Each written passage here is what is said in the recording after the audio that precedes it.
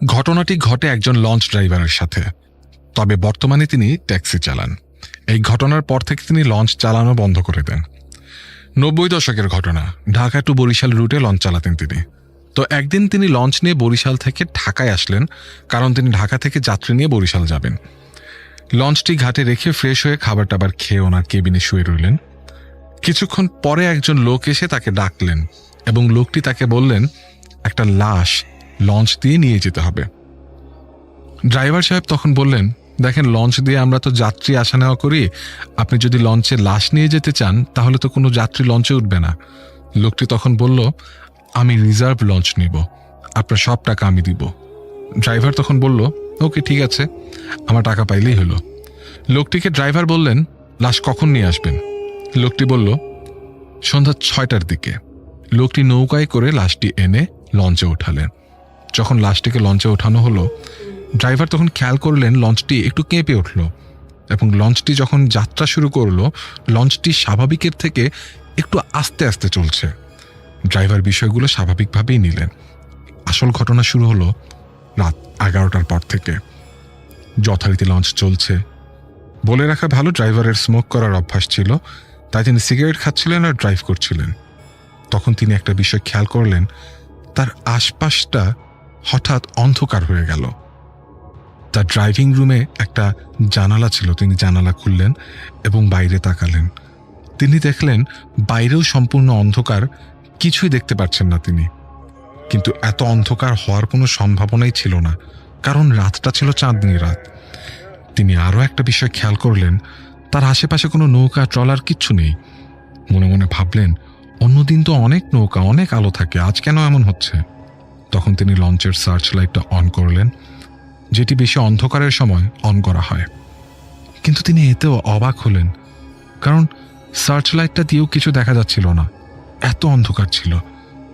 হঠাৎ তিনি শুনতে পান বাইরে অনেক কোলাহল, তাই তিনি রুমের দরজা খুলে বাইরে তাকালেন, আর যা দেখতে পেলেন তা দেখে পুরো ফ্রিজ হয়ে গেলেন।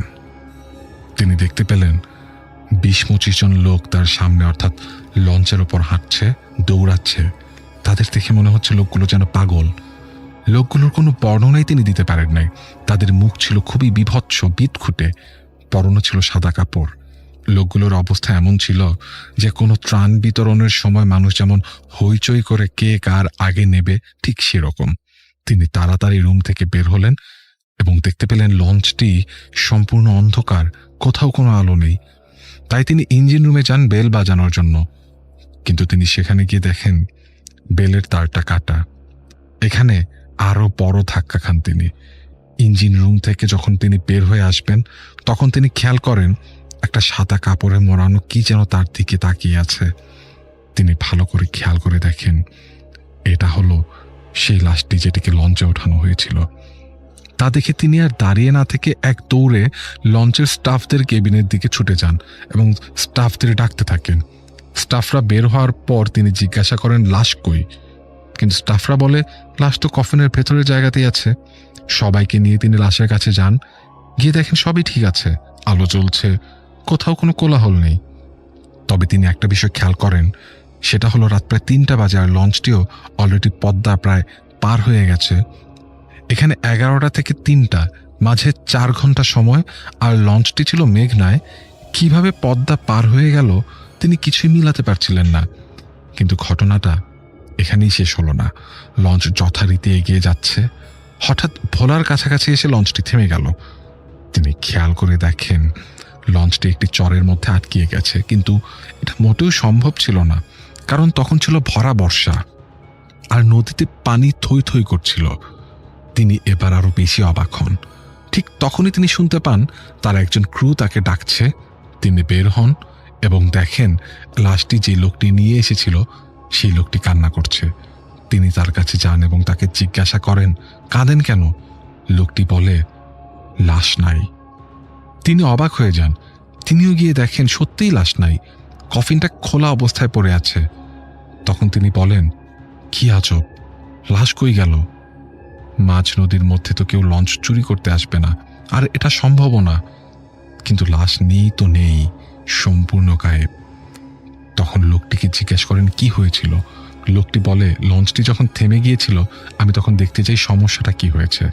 আমি লঞ্চের পাশ থেকে যখন দেখতে গেলাম ঘটনা কি হচ্ছিল, তখন দেখি লঞ্চটি চলতে শুরু করলো, আর হঠাৎ একটা বিকট শব্দে লাশের কফিনটা খুলে গেল। আমি তৎক্ষণাৎ কফিনটার কাছে ছুটে গেলাম, গিয়ে দেখি কফিনে লাশ নেই। এই ঘটনা শোনার পর তারা সবাই খুব অবাক হয়ে যায়, তবে লাশটিকে আর খুঁজে পাওয়া যায়নি। তারপর থেকে লঞ্চ ড্রাইভারটি আর কোনো দিন লঞ্চ চালাননি। তিনি চাকরি ছেড়ে দেন এবং বলেন, দরকার হয় ভিক্ষা করে খাবো, কিন্তু কখনো আর লঞ্চ চালাবো না।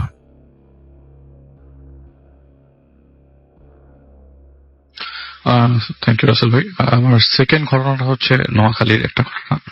আসলে খুব বেশি বড় ঘটনা এটা না, কিন্তু একটু মজার ঘটনা আর কি। মজার বলতে হচ্ছে যে নিজের সাথে এক্সপিরিয়েন্স করা, একটা না দুইটা না, অনেকগুলো মানুষের সাথে ঘটে যাওয়া ঘটনা আর কি। তো যে ছেলেটার কথা বলবো তার নাম নেসার আহমেদ আর কি। উনি কোরআনে হাফেজ প্লাস আলিম পাস করেছে আর কি 1993 সালে। আচ্ছা। তো আলিম পাস করার পর তো এলাকায় যায়, এলাকায় কয়েকদিনের জন্য বেড়াতে যায় আর কি। তো বেড়াতে যাওয়ার পরে সেখানে এলাকার লোকজন তাকে সবাই খুব ভালো জানে, আর তিনি এক বাবার এক ছেলে। তো ইচ্ছা করেই বাবা ছেলে মেয়েকে এসে আর কি মাদ্রাসায় পড়ায় আর কি। তো তার এক্সপেকটেশন তখন আবার চলে আসছে, আপনার রমজানের সময় চলে আসছে। তো তখন রমজান হতো শীতকালে 93 সালে, তো জানুয়ারি মাসের দিকের ঘটনা আর কি। আচ্ছা। তো রমজানের আগে দিয়ে তার টার্গেট ছিল যে তিনি তাদের এলাকার যে নিজের মসজিদ আছে সেখানে তারাবি নামাজ পড়াবে আর কি। কারণ ওই মুহূর্তগুলোতে ওই মসজিদগুলা এরকম ইয়াং ছেলে টেলে খোঁজে যারা তারাবি নামাজ পড়াবে, কোরআন শরীফ পড়ে। তো ওনার ওই পরীক্ষা মানে রমজানের জন্য বেশ প্র্যাকটিসও করেছিল সে। তো রমজানের ঠিক 2 দিন আগে মসজিদে নামাজ পড়তে যায়। তো ঈশার নামাজ শেষ করার পরে বেরোতে বেরোতে সবাই উনি জানতে পারলো যে ওই মসজিদ কমিটির লোকজন তাকে আর সিলেক্ট করেনি, 2জন লোক আগেই রেখে দিয়েছে। আচ্ছা। তার খুব ইচ্ছা ছিল যে তারা নিজের এলাকায়, এটা একটা প্রাইডের বিষয় তার জন্য, যে আমি নিজের এলাকায় নিজের মসজিদে তারা নামাজ পড়াবো, লোকজন বলবে কথা যে ওপর আছে, আর ওর তিলাওয়াত খুব সুন্দর। আচ্ছা। তো হঠাৎ করে সেদিন এক বড় ভাই, তো সেই বড় ভাই আসলে রাসেল ভাই ওই বড় ভাইকে সে আগে একবার দেখেছিল এলাকায়। তো মসজিদ থেকে বের হওয়ার সময় বলল যে তোর তিলাওয়াত তো মাশাআল্লাহ খুব সুন্দর। ওই ভাইও এরকম দাঁড়িয়ে আছে আর কি, ইয়াং, বলে যে তোর তিলাওয়াত তো মাশাআল্লাহ খুব সুন্দর, যেহেতু এখানে হইল না তুই এক কাজ কর, যেদিন চাঁদ উঠবে মানে যেদিন রোজা কনফার্ম হবে, তারাবির নামাজ হবে, তার আগের দিনই চেষ্টা করিস যে কালকেই চলে যাওয়ার জন্য ইয়াতে একটা মসজিদ আছে ওর বাসার থেকে 2 কিলোমিটার দূরে, এই মসজিদে যাওয়ার জন্য, এবং একটু আর্লি যাইস, সন্ধ্যার আগেই যাইস। তো তার কাজকর্ম, বাড়ির কিছু কাজকর্ম শেষ করে, তো হাউস হোল্ড কিছু কাজ থাকি, তো শেষ করে সে সন্ধ্যার মাগরিবের নামাজের আগেই পৌঁছে যায় ওই মসজিদে। তো মসজিদে যাওয়ার পথে একটা ছোট ঝোপ পড়ে, ঝোপটা ক্রস করার পরে এই ঝোপটার আগে রাস্তার পর আর কিছু ঢুকতে পারে না মসজিদ পর্যন্ত। ওই ঝোপঝাড়টা শেষ করে একটা বাড়ি আছে, ছোট্ট বাড়ি ক্রস করার পর মসজিদ। কিন্তু আশ্চর্যজনক হচ্ছে মসজিদটার চারিপাশে রাসেল ভাই কবর আর কবর, মসজিদটা ঠিক মাঝখানে আর চারিপাশে কবর। খুব ছোট জায়গা না, আবার খুব বড় জায়গা না। মসজিদটা যে জায়গায়, মসজিদটা মাঝখানে, এবং মসজিদটা যে খুব আহামরি বড় তাও না। মসজিদটার ঠিক পিছনে হচ্ছে একটা টিনের শেডের ঘর। তো এই এলাকায় যেহেতু দেখা করতে আসছে, এবং মসজিদে যাওয়ার আগেই কবরস্থানের যে কবরের উপরে ট্যাগগুলা যখন চোখে পড়ে, ট্যাগগুলা কোনোটাই বাংলায় লেখা না, সব আরবিতে, সব অ্যালফাবেট আরবিতে লেখা। এবং সবচেয়ে ইম্পর্টেন্ট কথা যেটা, এর নামগুলা খুব অদ্ভুত। নামগুলা সাধারণ মুসলিমদের মতো নাম না। উনি প্রথমে বোঝে না, উনি যায় যে ইমামের সাথে দেখা করে চলে যাব, মসজিদটা খুব সুন্দর। আর সবচেয়ে ইম্পর্টেন্ট কথা, তখন ওই মুহূর্তে মাগরিবের আজান দেয়, এবং বলে যে আমাকে সবচেয়ে বেশি অ্যাট্রাক্ট করে হচ্ছে সেই জিনিসটা যে আজানটা এত সুমধুর, মনে হচ্ছে মদিনার কোন মসজিদের আজান। আচ্ছা। তো সে রাজি হয়ে যায়। তো হঠাৎ করে ঢোকার সময় এক লোকের সাথে তার দেখা, লম্বা ছোট এক লোক, সাধারণ মানুষ, বলে যে ভাই এখানে ইমাম সাহেব কি আছেন আশেপাশে? বলে কি এখন তো মসজিদে আজান হয়ে গেছে, আপনি আমার সাথে আসেন, আমি আপনার সাথে কথা বলি, আমি মসজিদের ইমাম। একটা লোকের সাথে দেখা, যে লোকটা, ওই লোকটা তাকে পাশে টিন শেডের রুমে নিয়ে যায়, বলে যে আপনার বাড়ির থেকে প্রতিদিন আপনি মাগরিবের পরে রওনা দিয়ে বা আগে চলে আসলে আপনার যেহেতু কাজ আছে, আপনি এক কাজ করেন না, রমজানের ওয়াক্তটা এখানে থাকেন, আপনি 27 রমজানের দিন বা পরের দিন 28 রমজানে চলে গেলেন বাড়িতে, বেশি দূরেও তো না, এখানে থাকলেন, সমস্যা কি, আপনারা তো মাদ্রাসায় থেকে অভ্যস্ত। বলে ঠিক আছে, আপনার বুদ্ধিটা খারাপ দেন নাই, আমি এখানে থাকবো। তো জিজ্ঞেস করা হয়নি যে এখানে আরবিক অক্ষরগুলাতে মৃত্যু সনগুলা কেন 300 থেকে 400 বছর আগের, কবরগুলা ছোট ছোট কবরগুলো মানে 200 বছর আগের, এরকম আর কি। তো এরকম এলাকায় আগে জিকির হয় না এই এলাকাটার কথা, কিন্তু ওই ভাই তাকে এই এলাকাটার কথা বলছে, যেভাবে বলছে ঠিক সেভাবেই গেছে। খুব যে হামরি লোকজন কথা বলতো বা যদি কোনো কিছু অ্যাবনর্মাল ঘটতো মানুষজনের কানে কানে তো সে পৌঁছে যেত, রাইট। কিন্তু তার এরকম কখনো কোনো নেগেটিভ কথা, এখানে আসছে ঠিক আছে, তো বাড়িতে যায়, বাড়িতে বাবা মাকে বলে এখানে একটা মসজিদ আছে, ওখানে চলে যাব। তো বাবা বলে কোন মসজিদটা, বলে যে মসজিদটা এই জায়গায়। তো মসজিদের নামটা সে প্রপারলি খেয়াল করতে পারে নাই দেখে আর বাবাকে যে বলতে পারে নাই। মসজিদটা হাইয়েস্ট 800 to 900 স্কোয়ার ফিট হবে, এতটুকু একতলা মসজিদ আর কি। সে বাড়িতে যায়, পরের দিন চাঁদ দেখা যায়, তো সেদিন প্রথম তারাবির জন্য সে মাগরিবের নামাজের পর ওই মসজিদ পর্যন্ত চলে যায়।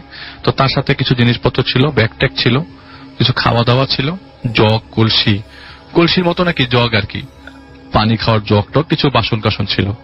তো রিক্সা থেকে নামার পরে ওই যে ঝোপটা ক্রস করার জন্য আসলে তার একটা হেল্প দরকার ছিল আর কি। তো পিছনে তাকাতে দেখে রিক্সাটাও চলে গেছে ওখান থেকে। তো সে কোনো মতে টেনে হেঁচড়ে কোনো মতে নিচ্ছে, আর ব্যাগটা অনেক ওজন ছিল, কোনো মতে নিচ্ছে। নেওয়ার সময় একটা লোকের সাথে দেখা। লোকটার বয়স হবে কমপক্ষে 75 থেকে 80। লোকটা বলে আমি কি আপনাকে হেল্প করতে পারবো?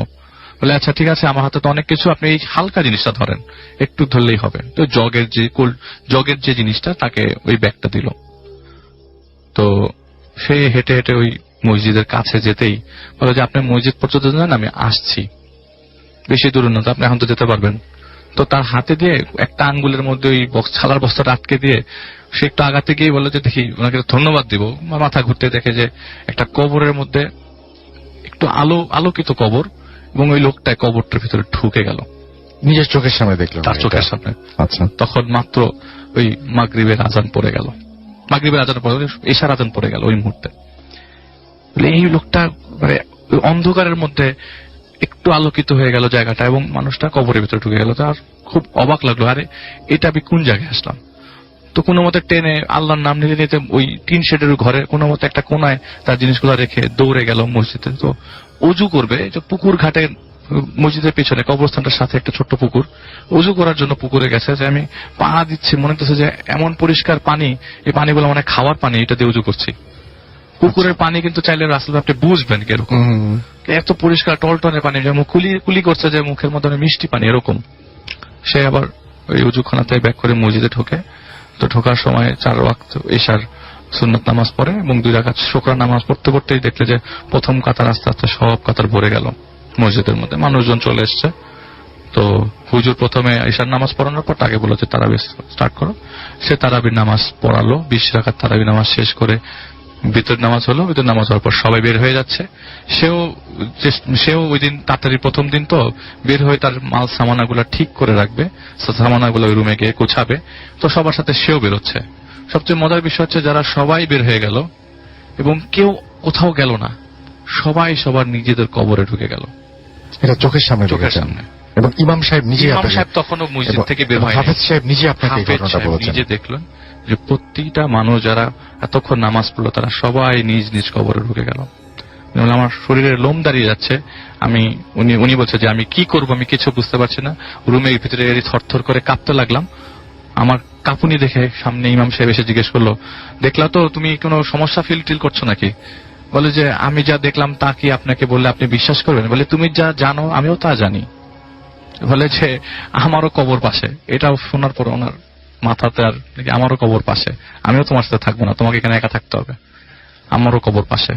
তুমি যে জায়গায় আসছো সে জায়গায় 27 দিন নামাজ পড়ে 28 দিন নামাজ চলে যাবা। উনি বলে যে না, এখানে আমার থাকা সম্ভব নয়, তুমি যেও না, নামাজ পড়ে যাও, ভয়ের কোনো কারণ নেই, তুমি হাফেজ মানুষ, তুমি কেন ভয় পাবা। পরবর্তী দিন নামাজ পড়ায়, 3য় দিন নামাজ পড়ায়, 4র্থ দিন নামাজ পড়ায়, এবং তার চোখের সামনে এরকম সবাই কবরের ভেতরে ঢুকে যায়। তো সে বলে, আলিফ ভাই, আমি আসলে ওই যে কয়দিন ওখানে নামাজ পড়িয়েছি, আমার কাছে মনে হচ্ছে আমি ওই কবরের বাসিন্দাদের ইমাম ছিলাম, কবরের বাসিন্দাদের জামাত পড়িয়েছিলেন। 27 দিন পর্যন্ত পড়িয়েছে, এবং এই 27 দিন তাকে কে খাবার দিয়ে যেত কেউ জানতো না। তার দরজার মানে ইফতার, তারপরে সেহেরি, এগুলো সব সময় রেডি থাকতো, তার কিছু রান্না করতে হতো। প্রথম দিন সে রান্না করতে গেছে, আপনার গেটের সামনে খাওয়া দাওয়া রেডি পেয়েছে। 27 দিন পর্যন্ত তার কোনো প্রবলেম হয়নি, এবং সে বলেছে যে আমার কাছে মনে হচ্ছে আমি অনেক পবিত্র জায়গায় ছিলাম। প্রথম 5-6 দিন তার কাছে খুব ভয় লেগেছিল, খুব নর্মাল ছিল। 27 মানে 28তম দিনে সে যখন ব্যাক করে, তখন তাকে একটা লোক ওখানে আতর গিফট করে ঈদ উপলক্ষে। সেই আতরটা সে কখনো ইউজ করে না রাসেল ভাই, এখনো পর্যন্ত রেখে দিয়েছে। এটাই ছিল ঘটনা। রাসেল ভাই পরে তো বাসায় চলে আসে। এরপরে সে কোনো খারাপ কিছু, মানে ওই 27 দিন যে খুব খারাপ জিনিস ফিল করেছে তাও না। সেই মসজিদ পর্যন্ত সবাইকে দেখতো, মসজিদের নামাজ হওয়ার পরে আর কাউকে কিছু দেখতো না। অন্যান্য ওয়াক্তের নামাজগুলোতে কোনো মানুষ আসতো না রাসেল ভাই, তারাবির ওয়াক্তে। ওকে, থ্যাংক ইউ ভেরি মাচ আলিফ।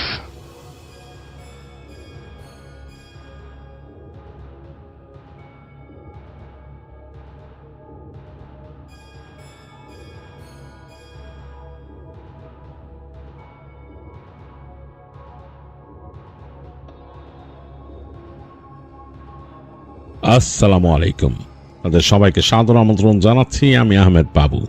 কেমন আছেন আপনারা? আশা করি সবাই ভালো আছেন। আমি আল্লাহর মধ্যে ভালো আছি, আলহামদুলিল্লাহ। তো চলে এলাম আজ আপনাদের মাঝে আরও একটি ঘটনা। এই ঘটনাটি আমাদের সাথে খুলনা থেকে শেয়ার করেছেন নাজমুল সাকিন। তিনি শিক্ষকতার পেশায় নিয়োজিত আছেন এবং তিনি তার এক স্টুডেন্টের কাছ থেকে এই ঘটনাটি কালেক্ট করেছেন এবং তিনি সেটা আমাদের সাথে শেয়ার করেছেন। আমাকে রিকোয়েস্ট করেছেন আমি যেন আমার মতো করে ঘটনাটা আপনাদের কাছে শেয়ার করি। আমি চলে যাব নাজমুল সাকিনের পাঠানো ঘটনায়। এখানে নাজমুল তার ছাত্রীর একটা ছদ্মনাম ব্যবহার করেছেন। তিনি বলেছেন তার ছাত্রীর ছদ্মনাম তিনি দিয়েছেন তানহা। তো সেই তানহার ঘটনাটি তানহার নিজের না, তানহার মামার সাথে ঘটে যাওয়া একটি ঘটনা। 2003 সালে ঘটেছিল খুলনারই কোন একটি উপশহরে। যাই হোক, উপশহরটা তখন আসলে এটা হচ্ছে গ্রাম থেকে একটু ডেভেলপড হচ্ছে, মানে যেটাকে সাবার্ব বলা যায়, এরকম একটা জায়গা। তো কেবল ডেভেলপমেন্ট হচ্ছে, বাড়িঘর হচ্ছে, মানুষজন থাকা শুরু করেছে, রাস্তাঘাট হয়েছে এবং অনেক মানুষ অনেক জায়গা থেকে মুভ করে এখানে আসছে। তো আপনারা জানেন যখন শহর গড়ে উঠতে থাকে কোনো জায়গায়, এমনকি আমাদের ঢাকাতেও এক্সটেন্ডেড এলাকাগুলো পেরিফেরিতে যখন নাকি শহর গড়ে উঠতে থাকে, তখন কিন্তু সেই জায়গায় ওইরকম নতুন রাস্তা হয়, খোলা প্লট থাকে, অনেক দূর দূরে বাড়ি থাকে, এরকম একটা অবস্থা হয়। এটা আসলে আমার নিজের চোখে দেখা। আমি একবারে ছোটবেলা থেকে দেখেছি যে এরকম ছিল। এমনকি আমার নানা বাড়ি যেখানে ছিল ক্যান্টনমেন্টের এক্সটেন্ডেড এলাকা ইব্রাহিমপুরের এক সাইডে, সেখানেও কিন্তু আমার চোখের সামনে দেখা রাস্তাঘাট কিভাবে হয়েছে। এবং তখন দেখতাম যে বিশাল বড় বড় ফাঁকা ফাঁকা প্লট এবং একটা বাসার থেকে আরেকটা বাসার দূরত্ব অনেক দূর। তো এরকমই একটা উপশহরের ঘটনা এটি, যেখানে তানহার মামারা মুভ করেছিলেন কোনো একটা জায়গা থেকে। তারা যেখানে ছিলেন সেখান থেকে মুভ করে আসেন এখানে নতুন একটা জায়গা, সেখানে খরচ বেশ কম। আর ওই সময় তানহার মামারা একটু ফাইন্যান্সিয়ালি ক্রাইসিসের মধ্যে দিয়ে যাচ্ছিলেন, তো এই কারণে তারা ওখানে মুভ করে আসেন। তো যাই হোক, জায়গাটা একটু অন্যরকম লাগে তাদের কাছে, খোলামেলা, একদম নতুন গড়ে উঠছে। দেখা যাচ্ছে যে একটা ঘর হয়েছে, তার থেকে আরেকটা ঘরের দূরত্ব অনেক দূর এবং এর মাঝখানে অনেকগুলো খালি প্লট পড়ে আছে। মানে ওই জায়গাটা পরবর্তীতে হয়তো কেউ জায়গা কিনে কিছু করবে বা ওই জায়গাটা সিগনিফাই করা হয়েছে, বাট কারোর জন্য বরাদ্দ হয়নি। মোটামুটি খোলামেলা, একেবারে খালি। এবং অনেক দূর পরপর একটা করে ল্যাম্পপোস্ট দেওয়া, মূল রাস্তাটা যে আছে সেখানে অনেক দূর পরপর একটা করে ল্যাম্পপোস্ট দেওয়া। এবং এই ল্যাম্পপোস্টের লাইট বেশিরভাগ সময় জ্বলতো না, রাতের বেলা বন্ধ থাকতো। যাই হোক, এরকম একটা জায়গায় তারা মামারা উঠলো এবং সেখানে তারা ইউজ টু হওয়ার চেষ্টা করলো। তারা যেখানে আসছিল সেখানে অনেক মানুষজন ছিল আগে, সবার সাথে ভালো সম্পর্ক ছিল। এখানে তো আসলে নতুন আসছে তারা। আর তানহার মামা তখন চাকরির জন্য চলে গেল শহরে। তিনি যেহেতু বলছি যে তাদের পরিবারে ক্রাইসিস চলছিল, তানহার নানা মানে পৃথিবী ছেড়ে চলে গিয়েছিলেন তার বেশ কিছুদিন আগে। তো ওনারই হাল ধরার কথা তানহার বড় মামার। তিনি তখন অলরেডি গ্র্যাজুয়েশন শেষ করেছেন, তো চাকরির জন্য অ্যাপ্লাই করেছেন শহরে, কিন্তু চাকরির তখনও ওরকম খোঁজ পড়ছে না। এর মাঝে চলে আসলো রমজান মাস। রমজান মাসটা আসলে একটু মানে সবার জন্য একটু টাইট, সবার সিয়াম সাধনা করতে হয়, তাছাড়া পরিবারের খরচও একটু বেড়ে যায়। তখন সামনে একটা ফেস্টিভ্যাল থাকে আর ওই মাসটাতেও চলতে হয়। তো একটু চিন্তায় পড়ে গেলেন তানহার মামা, তিনি চাকরি খুঁজতে থাকলেন। তো এক জায়গায় খবর পেলেন, শহরে একটা শোরুমে, একটা কাপড়ের শোরুমে তিনি খবর পেলেন চাকরির জন্য। তিনি চিন্তা করলেন যে আসলে কিছু করার নাই। তিনি একটা চুক্তিভিত্তিতে সেখানে ঢোকেন যে রমজান মাসের পুরো সময়টা তিনি ওখানে চাকরি করবেন এবং রমজান মাস শেষ হলে 4 রাতের তার পাওনা বুঝে নিয়ে চলে আসবেন 1 মাসের জন্য। এরকম আমাদের শহরেও, ঢাকা শহরেও এরকম অনেক জায়গায় চুক্তিভিত্তিক নিয়োগ হয়। তো তিনি এরকম কাজ পেলেন সেই শোরুমে। আর তখন শোরুমগুলো নতুন আসছে, কাপড়ের শোরুমগুলো একদমই নতুন আসছে। তো যাই হোক, তিনি কাজ শুরু করলেন। তো প্রতিদিন তিনি যান সেখানে এবং তার শিফটটা ছিল আসলে বিকালে যেতেন, রাতের বেলা আসতেন আর কি। তো মানে মোটামুটি মানে বিকাল মানে দুপুরের পর যেতেন তিনি, আর রাতে ফেরত আসতেন। তো মোটামুটি অসুবিধা হতো না। রাত্রে উনি ছাড়া পেয়ে যেতেন, 10টা-11টার মধ্যেই তিনি ছাড়া পেয়ে যেতেন। তো এরকম করে যখন নাকি 15 রোজার বেশি হয়ে গেল, সেই সময় কিন্তু একটু দোকানপাটগুলো বেশি খোলা থাকে, একটু বেশি রাত পর্যন্ত। তো তখন একটু রাত হতো। তো তিনি মোটামুটি একটা ভরসা থাকতেন যে শেষ বাস যেখান থেকে ছাড়তো সেটা দেখা যেত 12:30-12টার মধ্যে ছাড়তো আর কি। তো মানে উনি চেষ্টা করতেন ওইটা পেয়ে যেতে আর কি। তো পেয়ে যেতেনও আর কি, অসুবিধা হয় নাই। মানে তার ভাগ্য ভালো ছিল যে তিনি পেয়ে যেতেন। তো একদিন এরকম মানে সেটা হচ্ছে 17তম রোজা, যেটা লিখছেন নাজমুল সাহেব, 17তম রোজার দিন রাতে। তখন ওই দিন তাদের শোরুমটা অনেক বিজি গেছে এবং মানে মোটামুটি ভালো ব্যস্ত। মালিক তাকে বলল যে অমুক সাহেব, আপনি কি থাকতে পারবেন এতটা পর্যন্ত? মালিক তাকে খুব মানে একটু আদরও করতেন, সম্মান করে কথা বলতেন, যেহেতু শিক্ষিত একজন মানুষ। তিনি বলেন জি জি স্যার, অসুবিধা নাই, আমার এখানে 12:30টায় বাস চলে, তো অনেক সময় দেখা যায় বাস আর একটু লেট হয়ে যায়। তো যদি এরকম ভাগ্যে পাই তো অসুবিধা নেই। আর বলে না পেলে তো স্যার একটু কষ্টই হবে। যাক, অনেক সময় দেখছি রাত্রে ভ্যান চলে রাস্তা দিয়ে, মালবাহী ভ্যান ট্যান চলে, উঠে বসবো কিছুতে একটা, দেখি কি করা যায় স্যার, অসুবিধা নেই, আপনি চিন্তা করেন না। তিনিও চাচ্ছেন আসলে যে তিনি শুনছেন যে মালিক নাকি যারা ভালো পারফর্ম করে তাদেরকে ভালো একটা বোনাস দেন চান রাতে। তো তার মামাও সেটাই চাচ্ছিলেন যে যাতে কাজের মধ্যে তিনি বেশ ইন্ট্রিগেটেড থাকেন। তারপর ওই মালিকের আরো অনেক অফিস আছে, সেখানেও তিনি পরবর্তীতে ঢুকে যেতে পারেন যেহেতু শিক্ষিত মানুষ। যাই হোক, তিনি ওইভাবে তিনি থেকে গেলেন। তো বস বলল যে একটু থাকেন রাত পর্যন্ত। তো ওনার ওই দিন তাদের শোরুম বন্ধ করতে করতেই প্রায় 12:30 বেজে গেল। তো তিনি বেরোলেন, দেখা গেল যে মালিক বেশ চিন্তিত, ওনাকে বলতেছেন যে আপনি পারবেন তো? হ্যাঁ রে, আপনার কষ্ট হলো, আমার আসলে উচিত ছিল আপনি একটু আগে ছেড়ে দেওয়া। তো উনি বললেন না স্যার, চিন্তা করেন না। বলে তিনি বললেন আমার কাছে যে টর্চ লাইট আছে। তিনি একটা টর্চ লাইট দেখালেন, বললেন যে আমি যদি পেয়ে যাই বাসটা তো কোনো চিন্তাই নাই, আর যদি ওই ঠেলা গাড়ি টাড়িতে যাইতে হয় দেখি কি অবস্থা কি। এগুলো বলে তিনি বিদায় নেন। তো যাই হোক, বের হয়ে আসতেছেন, তখন অলরেডি রাস্তাঘাট বেশ খালি হয়ে গেছে। রমজান মাসে মানুষ ঘুমায় পড়ে আগে। সাধারণত দেখা যাচ্ছে যে মানে শেষের মানে দেখা যাচ্ছে 10 দিনে একটু মানুষজন শপিং টপিং বেশি করে, নর্মালি কিন্তু একটু খালি হয়ে যায় রাতের বেলা। তো রাস্তাঘাট খালি হয়ে গেছে, তিনি হেঁটে হেঁটে আসতেছেন। মানে বেশ অন্যরকম একটা পরিবেশ এবং মোড়গুলা ঘুরে ঘুরে আসতেছেন। এসে যেই জায়গা থেকে তিনি বাস মানে নেন, সেই জায়গায় গিয়ে দেখলেন যে বাসটা কেবল ছেড়ে যাবে, মানে একবারে একটু একটু করে সামনে যাচ্ছে, ছেড়ে যাবে, কথা বলতেছে কন্ডাক্টর কার সাথে। তিনি দৌড়ায় যে একদম মানে করে কন্ডাক্টর চিৎকার করে বাস থামাইলেন, থামায় উঠে গেলেন বাসে।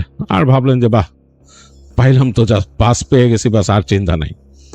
যাই হোক, বাস মোটামুটি চলতে চলতে তাকে প্রায় ওখানে বাস তিনি পাইছিলেন কিন্তু তখন 12:40 মতো বাজে, প্রায় আধা ঘন্টা 40 মিনিট লাগছে তাকে তাদের এলাকায় আসতে। তো যেখানে আসার পরে কিন্তু যেখান থেকে নামায় দেয় ওই জায়গাটা হচ্ছে একটা রাস্তা, মানে ওই হাইওয়ের মতোই রাস্তা, দুই পাশে গাছগাছালি, বড় বড় পুরনো গাছ আছে এবং ডান দিক দিয়ে রাস্তাটা ঢুকে গেছে তাদের এলাকার দিকে, এই যে উপশহর যে জায়গাটা সেখানে।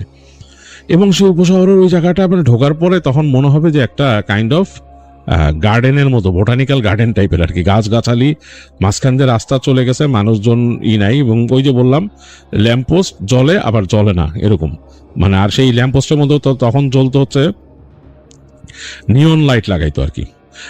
সোডিয়াম লাইটগুলো মেন শহরে ছিল, ঢাকাতে ছিল মেন শহরে, বা অন্যান্য বিভাগীয় শহর অনেক জায়গায় ছিল, ওইসব জায়গায় গলির ভিতরে ওগুলো নিয়ন লাইটই জ্বলতে, এগুলো অনেক সময় ওই যে জ্বলতো নিপতে এরকম অবস্থা।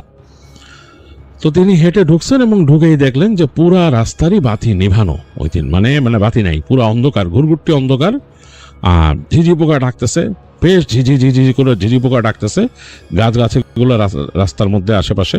এবং তিনি জানতেন যে এই জায়গাটা এখনো যে এরকম ডেভেলপ করে নাই, কিছু কিছু জায়গায় এখানে শিয়াল বের হয়ে আসে, এসে রাস্তার মধ্যে বসে থাকে, এদিক দিয়ে যায় মানুষের বাড়িতে, যাদের বাড়ি একতলা এবং সেখানে মুরগির খোয়ার টোয়ার আছে, সেখানে হানা দেয় শিয়াল। তিনি জানতেন এরকম। আবার কবরস্থানও আছে এখানে 2টা, এটাও তিনি জানতেন। তো তিনি হেঁটে যাচ্ছেন, শিয়ালের ভয়ে পাচ্ছেন না, চিন্তা করতেছেন আচ্ছা শিয়ালের না আসে, হাতে ফ্ল্যাশ লাইটটা আছে, এটা একটা ভরসা। অনেকক্ষণ পর পর তিনি ফ্ল্যাশ লাইট মারতেছেন। তো এই অন্ধকারের মধ্যেও আকাশের আলোতে তার চোখ কিন্তু শুয়ে আসছে অনেকটা, এর মধ্যে তিনি দেখতেছেন আর কি গাছগাছালি, রাস্তা এবং সামনে যে মোটামুটি ফাঁকা প্লট অনেকগুলা এরকম। তো হাঁটতে হাঁটতে একটা মোড়ে চলে আসলেন। এই জায়গা হচ্ছে কাইন্ড অফ 3 রাস্তা, মানে এই 2 পাশে রাস্তা চলে গেছে, মানে টি এর মতো রাস্তাটা এখানে লাগছে, এবং এই রাস্তার ওই পারে যে জায়গাটা, ওই জায়গাটা নেমে গিয়ে আরো সংকীর্ণ হয়ে নেমে গেছে রাস্তাটা নিচু হয়ে। তো তিনি ওই সংকীর্ণ জায়গাটার কাছে যখন আসছেন, ওই জায়গার মধ্যে বেশ ঝোপালো, এই মোড়ের কাছটা বেশ ঝোপালো, আর ওইখানে মানুষ ময়লা ফেলে আর কি। ওই যে একটু ওই যে নিচু হয়ে গেছে জায়গাটা, পাশের রাস্তাটা যে একটু উঁচু 2 পাশে গেছে, ওই জায়গাটাতে মানুষ ময়লা ফেলে, একটা ডাস্টবিনের মতো বানানো। তো তিনি ওই জায়গায় যখন চলে আসছেন, তিনি মানে একটা গন্ধ, ঝাঁঝালো গন্ধ তার নাকে লাগতেছে, এবং পাশে কিন্তু নর্দমার মতো করা আর কি, ওখান থেকে পানি যায়। তো তিনি একদম কাছে চলে আসছেন, ওই 3 রাস্তার মোড়টা পার হয়েছেন। পার হওয়ার পর তার কাছে মনে হলো যে তার ওইখানে ময়লা মনে হচ্ছে কেউ ছালতেছে, মানে ময়লাগুলোকে ওই যে মানে ছালতেছে বলতে টেনে টেনে এদিক ওদিক করে ফেলে যে ওরকম। তো তিনি ভাবলেন কুকুর নাকি, কুকুরকে কিন্তু তিনি একটু চিন্তা করেন এইসব কুকুর রাত্রেবেলা এরকম থাকলে এগুলো দলবদ্ধ, এবং জানেন তার পাশে ওইদিকে একটু সামনে যে একটা কবরস্থান আছে, কবরস্থানে কুকুর খুব খারাপ। তো তিনি ওই ফ্ল্যাশ লাইট মারলেন এদিকে আশেপাশে, ওই জাস্ট ডাস্টবিনের মধ্যে নামের আশেপাশে মারলেন, দেখলেন অনেক কিছু নাই। ফট করে তিনি ডাস্টবিনের দিক ঘুরাইলেন। তো হঠাৎ করে দেখলেন 2-1টা ময়লা ছিটকে এদিক ওদিক পড়লো, কিচ্ছু নাই ডাস্টবিনের দিকে। বাতিটা যখন নিভাইছেন তখন দেখলেন তিনি দপ করে এক জোড়া চোখ জ্বলে উঠছে সেখানে, জাস্ট লাইক অন্ধকারে প্রেডেটরের চোখ যেভাবে চলে সেইভাবে। তিনি আবার ফ্ল্যাশ লাইট জ্বাললেন। এইবার তিনি দেখলেন ওই গার্বেজের কাছে, তিনি তার থেকে কিন্তু দূরত্ব তখন প্রায় 12-14 ফিট এরকম দূরত্ব গার্বেজের থেকে।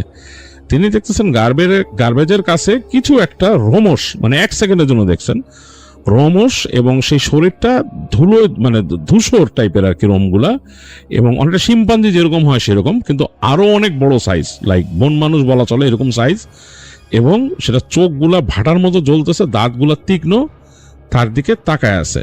এবং তিনি লাইটটা মারার পর 1 সেকেন্ড ওই লাইটটা পড়ার পর দেখছেন, তারপরের সেকেন্ডে দেখলেন ওটা শেট করে সরে গেল পাশে, মানে ভ্যানিশ হয়ে গেল, মানে ঢুকে গেল ওই পাশে। এত ফাস্ট মুভ করছে তিনি বুঝতে পারলেন না জিনিসটা কি। এরপরে তিনি পরের সেকেন্ডেই তিনি বুঝলেন যে একটা গরম বাতাসের মতো মনে হলো, যে একদম মানে গরম, মানে সিরিয়াস গরম বাতাস, যেমন আমরা কোনো মিল ফ্যাক্টরির পাশে থাকলে যে গরম বাতাস পাই, ওরকমটা গরম বাতাসের মতো একটা দমকা হাওয়া ছুটে আসলো তার দিকে, এবং তার গায়ে লাগলো, এবং এত জোরে বাতাসটা লাগছে তিনি হালকা পাতলা মানুষ ছিলেন, তিনি ছিটকায় পড়লেন রাস্তার মধ্যে, তার হাত থেকে ফ্ল্যাশ লাইটটা ছুটে পড়ে গেল ওই পাশে। এবং যখন ফ্ল্যাশ লাইটটা পড়ে গেছে তিনি তখন বুঝতেছেন যে তার উপরে কিছু একটা বসে তার গলা চেপে ধরে রাখছে, এবং অন্ধকারে তিনি প্রচন্ড গন্ধ পাইতেছেন, বিচ্ছিরি গন্ধ, এবং তার মানে গলার মধ্যে মনে হচ্ছে সাঁড়াশির মতো হাত চেপে বসতেছে এরকম, কিন্তু তিনি বুঝতে পারতেছেন এটা কি, এবং তিনি হাত দিয়ে এরকম নেড়ে ওইটাকে ছুটানোর চেষ্টা করলেন। তিনি কিন্তু চোখে দেখতেছেন না, ওইটাকে চোখে দেখা যাচ্ছে না, কিন্তু হাতে ফিল করলেন বড় বড় লোম গায়ে, মানে ফারি বডি, এবং হাতের মধ্যে শক্ত আটুনি, এবং যে জায়গাটা তার হাত পড়ছে লোহার মতো শক্ত। তো তিনি ভয়ে তার দম বন্ধ হয়ে গেছে, তিনি কাউকে যেহেতু দেখতে পারতেছেন না, এবং বেশ গরম লাগতেছে, মনে হচ্ছে একটা উষ্ণ বাতাস তার উপরে। তিনি মনে মনে দোয়া পড়ার চেষ্টা, কিছু মনে আসতেছে না। তো ওনার আবার লাকিলি কয়েকটা সূরা মুখস্থ ছিল, যেটা উনি সবসময় পড়তেন না, বাট মনে আছে, ছোটবেলায় শিখছেন ওগুলা। তো উনি সূরা পড়া শুরু করলেন। তো প্রথম সূরাটা পড়ে জাস্ট প্রথম অনেক কষ্টে আয়াতটা উচ্চারণ করার সাথে সাথেই মনে হলো যে তাকে এরকম ছেঁচড়ায় সরাই দিয়ে সরে গেল ওইটা, ওখান থেকে উপর থেকে, তার উপর থেকে ভার আলগা হয়ে গেল। তো তিনি তার গলা চেপে ধরে উঠে বসছেন, দম নেওয়ার চেষ্টা করতেছেন অনেকক্ষণ। ডানে বামে তাকায় দেখতেছেন যে কেউ নাই, ফাঁকা খাখা করতেছে, কিচ্ছু নাই। তিনি দৌড় দিলেন ওইখান থেকে, ওইভাবে উঠেই, তার ফ্ল্যাশ লাইট পড়ে আছে রাস্তার মধ্যে, তুলেন নাই, তিনি দৌড়াচ্ছেন। দৌড়াইতে তিনি তাদের বাসাটা ডিটেক্ট করছেন যে এইখানে, তিনি দৌড়াইতে তাদের বাসার সামনে গেট লাগাইছিলেন তারা, ওই গেটের উপরে মানে এরকম লোহার দিয়ে গ্রিলের মতো তৈরি করে উপরে বেড়ারি দেওয়া ছিল। জোরে জোরে বাড়ি মারতেছেন তিনি, বাড়ি মারতেছেন। এক পর্যায়ে তার বাসার মধ্যে ওই বাতি জ্বলে উঠলো। তার মা বোনরা বের হয়ে আসলো, এসে দরজা খুললো। খোলার পর তিনি ঘরের মধ্যে হুড়মুড় করে মানে বাসার কম্পাউন্ডের মধ্যে ঢুকে পড়ে গেলেন, পড়ে জ্ঞান হারাইলেন। তো তানার মা আমার যখন হুঁশ ফিরছে তখন তিনি দেখতেছেন তার বাসার উপর তার মা তার দিকে তাকায় আছে, তার মুখে চোখে পানি ছিটেছে, বোনগুলা কাঁদতেছে এবং তার মা ধোয়া পড়তেছে। তো তিনি মানে মানে এদিক ওদিক তাকাইতেছেন, তিনি কিছু কুল পাইতেছেন না, মানে কোথায় আছেন বা তার কাছে একটা অন্যরকম লাগতেছে। তার শুধু মনে হইতেছে যে প্রতি সেকেন্ডে ওই যে ভয়ঙ্কর একটা জিনিস 1 সেকেন্ড দেখছে ওইটা ছুটে আসবে তার দিকে, এখনো আছে তার কাছে মনে হচ্ছে। তিনি ভয়ে তার মায়ের হাত চেপে ধরলেন। তার মা বললো, কি হয়েছে বাবা? তখন তিনি তার মাকে বললেন যে এরকম এরকম রাস্তা। তার মা তো আরো ভয় পেয়ে গেল।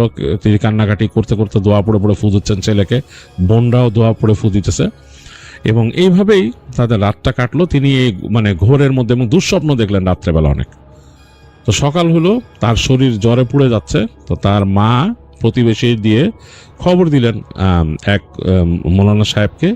মৌলানা সাহেব আসলেন বাসায়। আসার পরে দেখলেন, দেখে বলল যে কি হয়েছে?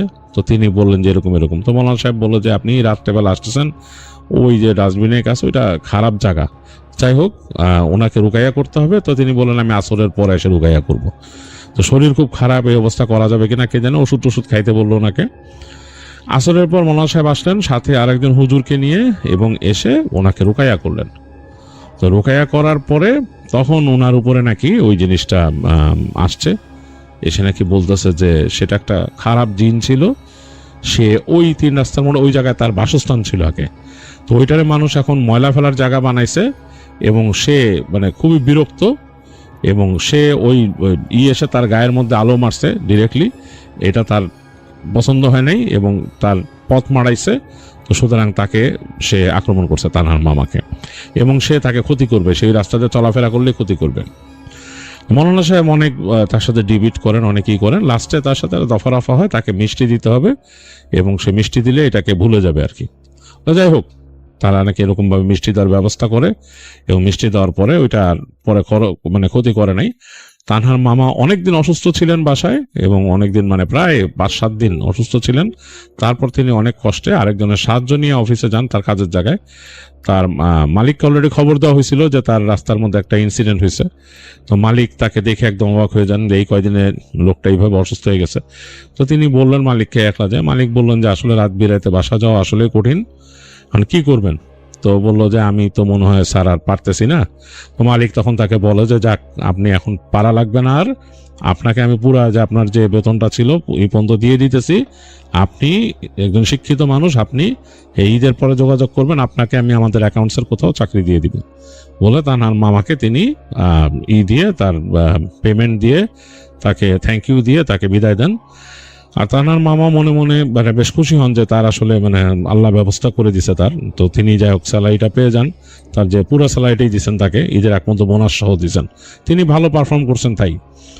আর পরবর্তীতে তিনি ওই কোম্পানিতে জয়েন করেন অফিসিয়াল পজিশনে পরে। তো এটা ছিল তার একটা ঘটনা। এবং ওই রাস্তা দিয়ে তিনি যখন হেঁটে যেতেন রাতের বেলা, ওই রকম গভীর রাতে আর তিনি হাঁটতেন না।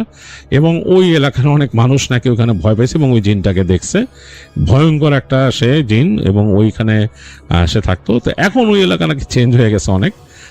তিনি বলছেন, লিখছেন আমাদের কাছে নাজমুল সাহেব, যে এখন ওই জায়গায় অ্যাপার্টমেন্ট হয়েছে, অনেক কিছু হয়েছে, অন্যরকম হয়েছে, বা 2003 সালে অন্যরকম ছিল।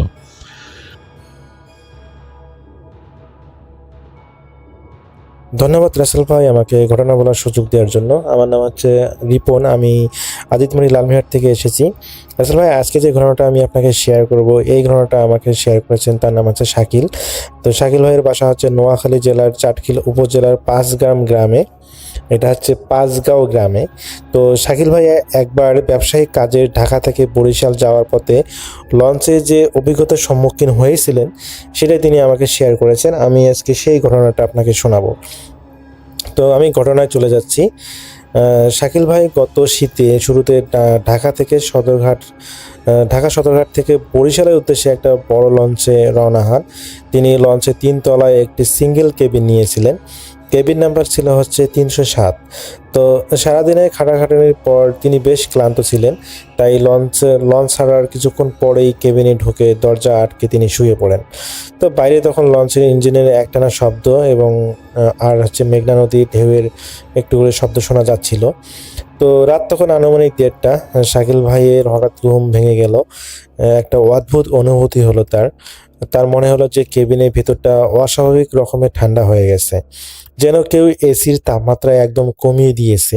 তিনি কম্বলটা ভালো করে গায়ে জড়াতে গিয়ে লক্ষ্য করলেন কেবিনের কোণে রাখা ছোট্ট টেবিলটার উপরে একটা কাঁচের গ্লাস রাখা ছিল, সেটা নিজে থেকে কাঁপতেছে। লঞ্চের কম্পনের লঞ্চের যে একটা ভাইব্রেট, সেই ভাইব্রেটে কিন্তু এই গ্লাসটা কাঁপাকাঁপি করা একটু স্বাভাবিক, কিন্তু এই গ্লাসটা নড়ছিল একদম ছন্দভাবে। মনে হচ্ছিল যে কেউ যেন এটার উপর আঙ্গুল দিয়ে টোকা দিচ্ছে বারবার, এবং সেই আঙ্গুলের টোকা খেয়ে গ্লাসটা যেন একটা নির্দিষ্ট ছন্দে কাঁপতেছে। তো শাকিল ভাই উঠে এসে টেবিলের উপরে লাইটটা জ্বালালেন, এবং লাইট জ্বালাতেই তিনি যে শব্দটা একটু পাচ্ছিলেন, মৃদু শব্দ, সেই শব্দটা বন্ধ হয়ে গেল। তিনি ভাবলেন হয়তো এটা তার মনের ভুল, কিন্তু ঠিক তখনই তিনি আবার শুইতে যাবেন, মানে বিছানায় শুতে যাবেন, তখন তিনি দেখলেন যে কেবিনের বন্ধ দরজার নিচে দিয়ে হালকা ধোঁয়ার মতো কিছু একটা ঢুকতেছে। ধোঁয়াটা ধীরে ধীরে ঘনীভূত হয়ে মেঝের উপর একটা মানুষের পায়ের ছাপের মতো আকৃতি নিল। তো শাকিল ভাই ভয়ে কুঁকড়ে গেলেন যখন দেখলেন যে সেই ছায়াটি ধীরে ধীরে তার বিছানার দিকে এগিয়ে আসতেছে। আশ্চর্যের বিষয়, রাসেল ভাই, কেবিনের দরজাটা তখনও ভিতর থেকে শক্ত করে আটকানো ছিল। সেই ছায়াটা তখন বিছানার একদম কাছে এলো। শাকিল ভাই স্পষ্ট শুনতে পেলেন একজন নারী করুণ সুরে ফিসফিস করে কিছু একটা বলতেছে, এবং সেই সাথে সে কান্না করতেছে।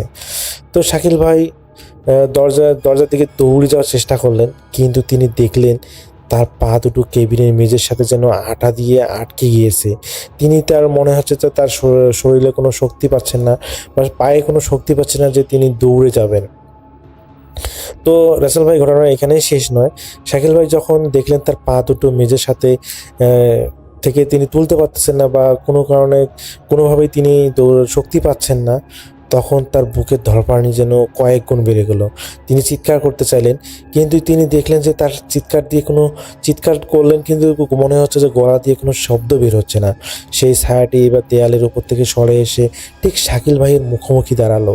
লাইটের আলোতে তিনি এবার আবছা ছায়াতে দেখতে পেলেন একজন তরুণী মা দাঁড়িয়ে আছে, যার সারা শরীর ভেজা এবং তার পরনের কাপড় থেকে টুকটুক করে পানি ঝরতেছে, অথচ লঞ্চের ভিতরে বৃষ্টির কোনো ছিটেফোঁটাও ছিল না। তাহলে এই মহিলাটা কিভাবে তার শরীর ভেজেলো এবং সেখান থেকে পানি পড়তেছে কিভাবে? তো সেই নারী তার 2 হাত শূন্য এমনভাবে ভাঁজ করে বাড়িয়ে দিলেন যেন তার কোলে একটা অদৃশ্য শিশু শুয়ে আছে। তিনি বারবার বলতে লাগলেন, ওকে একটু বুকে দিয়ে আগলে রাখুন, ওর খুব ঠান্ডা লাগতেছে, এই ধরনের একটা কথা বললেন। তো শাকিল ভাই দেখলেন যে সেই নারীর হাতের আঙ্গুলের হাতগুলো ফ্যাকাশে সাদা, এবং সেই হাতের নখগুলো যেন অনেক লম্বা, এবং সেই নখগুলো কুচকুচে কালো। এরপর রাসেল ভাই তিনি দেখলেন যে তার কেবিনে যে লাইটটা ছিল জ্বালা, সেটা দপ করে নিভে গেল, এবং ঘুটঘুটে অন্ধকারের মধ্যে শাকিল ভাই অনুভব করলেন একজোড়া বরফ শীতল হাত তার কাঁধের উপর রেখেছে, এবং সেই হাতটা এতটাই ঠান্ডা যেন সেই ঠান্ডার কারণে তার যেখানে হাত দিয়ে রেখেছিল সেই অবয়বটা মনে হচ্ছে যে সেই জায়গাটা বরফে জমে যাচ্ছে। রাসেল ভাই, ঠিক সেই মুহূর্তে কেবিনের বাইরে গ্যালারিতে ভারী পুটির শব্দ শোনা গেল। মনে হচ্ছে যে কেউ আনসার যারা চাকরি করেন তারা যে ভারী বুটগুলো পরেন, মনে হচ্ছিল যে কেউ যেন বাইরে সেরকম বুট পরে টহল দিচ্ছে। তো বাইরের সেই মানুষের পায়ের শব্দ পাওয়া মাত্রই সেই নারী অশরীরীটা মুহূর্তের মধ্যে কেবিনের জানালার কাছের ভিতর দিয়ে বাতাসের মতো বেরিয়ে গেল।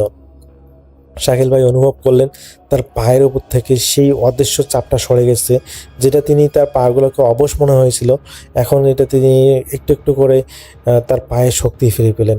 তিনি চলতে বলতে কষ্টে মষ্টে তিনি আসলে কেবিনে দিয়ে গিয়ে সেই দরজার লকটা খুললেন এবং করিডোরে বেরিয়ে এলেন। করিডোরের আলোতে তিনি নিজের চোখে দেখে যা দেখলেন তিনি যেন স্তব্ধিত হয়ে গেলেন। তার কাঁধে যে জায়গাটা, সেই বরফ শীতল যা হাতের স্পর্শ লেগেছিল যেখানে, তিনি দেখলেন তার শার্টের সেই অংশটুকু একদম ভিজে গেছে এবং সেখান থেকে নোনা পানির তীব্র একটা গন্ধ বের হচ্ছে এবং সেই সাথে তিনি অনুভব করলেন সেই জায়গাটা যেন এত পরিমাণ ঠান্ডা হয়েছে, তিনি সেখানে যেন কোনো শক্তি পাচ্ছেন না। তো শাকিল ভাই সামনে দাঁড়িয়ে থাকা লঞ্চের একজন স্টাফকে ডেকে ঘটনাটা বলতে চাইলেন, কিন্তু স্টাফের চেহারা দেখে তার কথা আটকে গেল। সেই লোকটা শাকিল ভাইয়ের ভেজা কাঁধের দিকে তাকিয়ে শুকনো একটা হাসি দিয়ে বলল, আজকে তো পূর্ণিমা রাত ভাই, তাই ওনারা একটু কেবিনে ঘুরতে আসেন, ভয় পাবেন না, উনি ওনার বাচ্চা খুঁজতেছেন। এই বলে লোকটি অন্ধকারে মিলিয়ে গেল।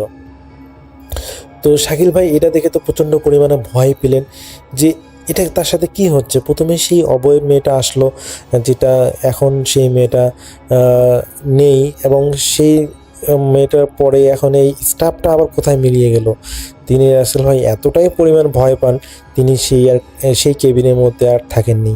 তিনি নিচে চলে আসেন এবং গ্রাউন্ডে চলে এসে তিনি সেখানেই তার সারা রাস্তাটা তিনি সেই গ্রাউন্ডেই বসেই রাস্তাটা পার করেন।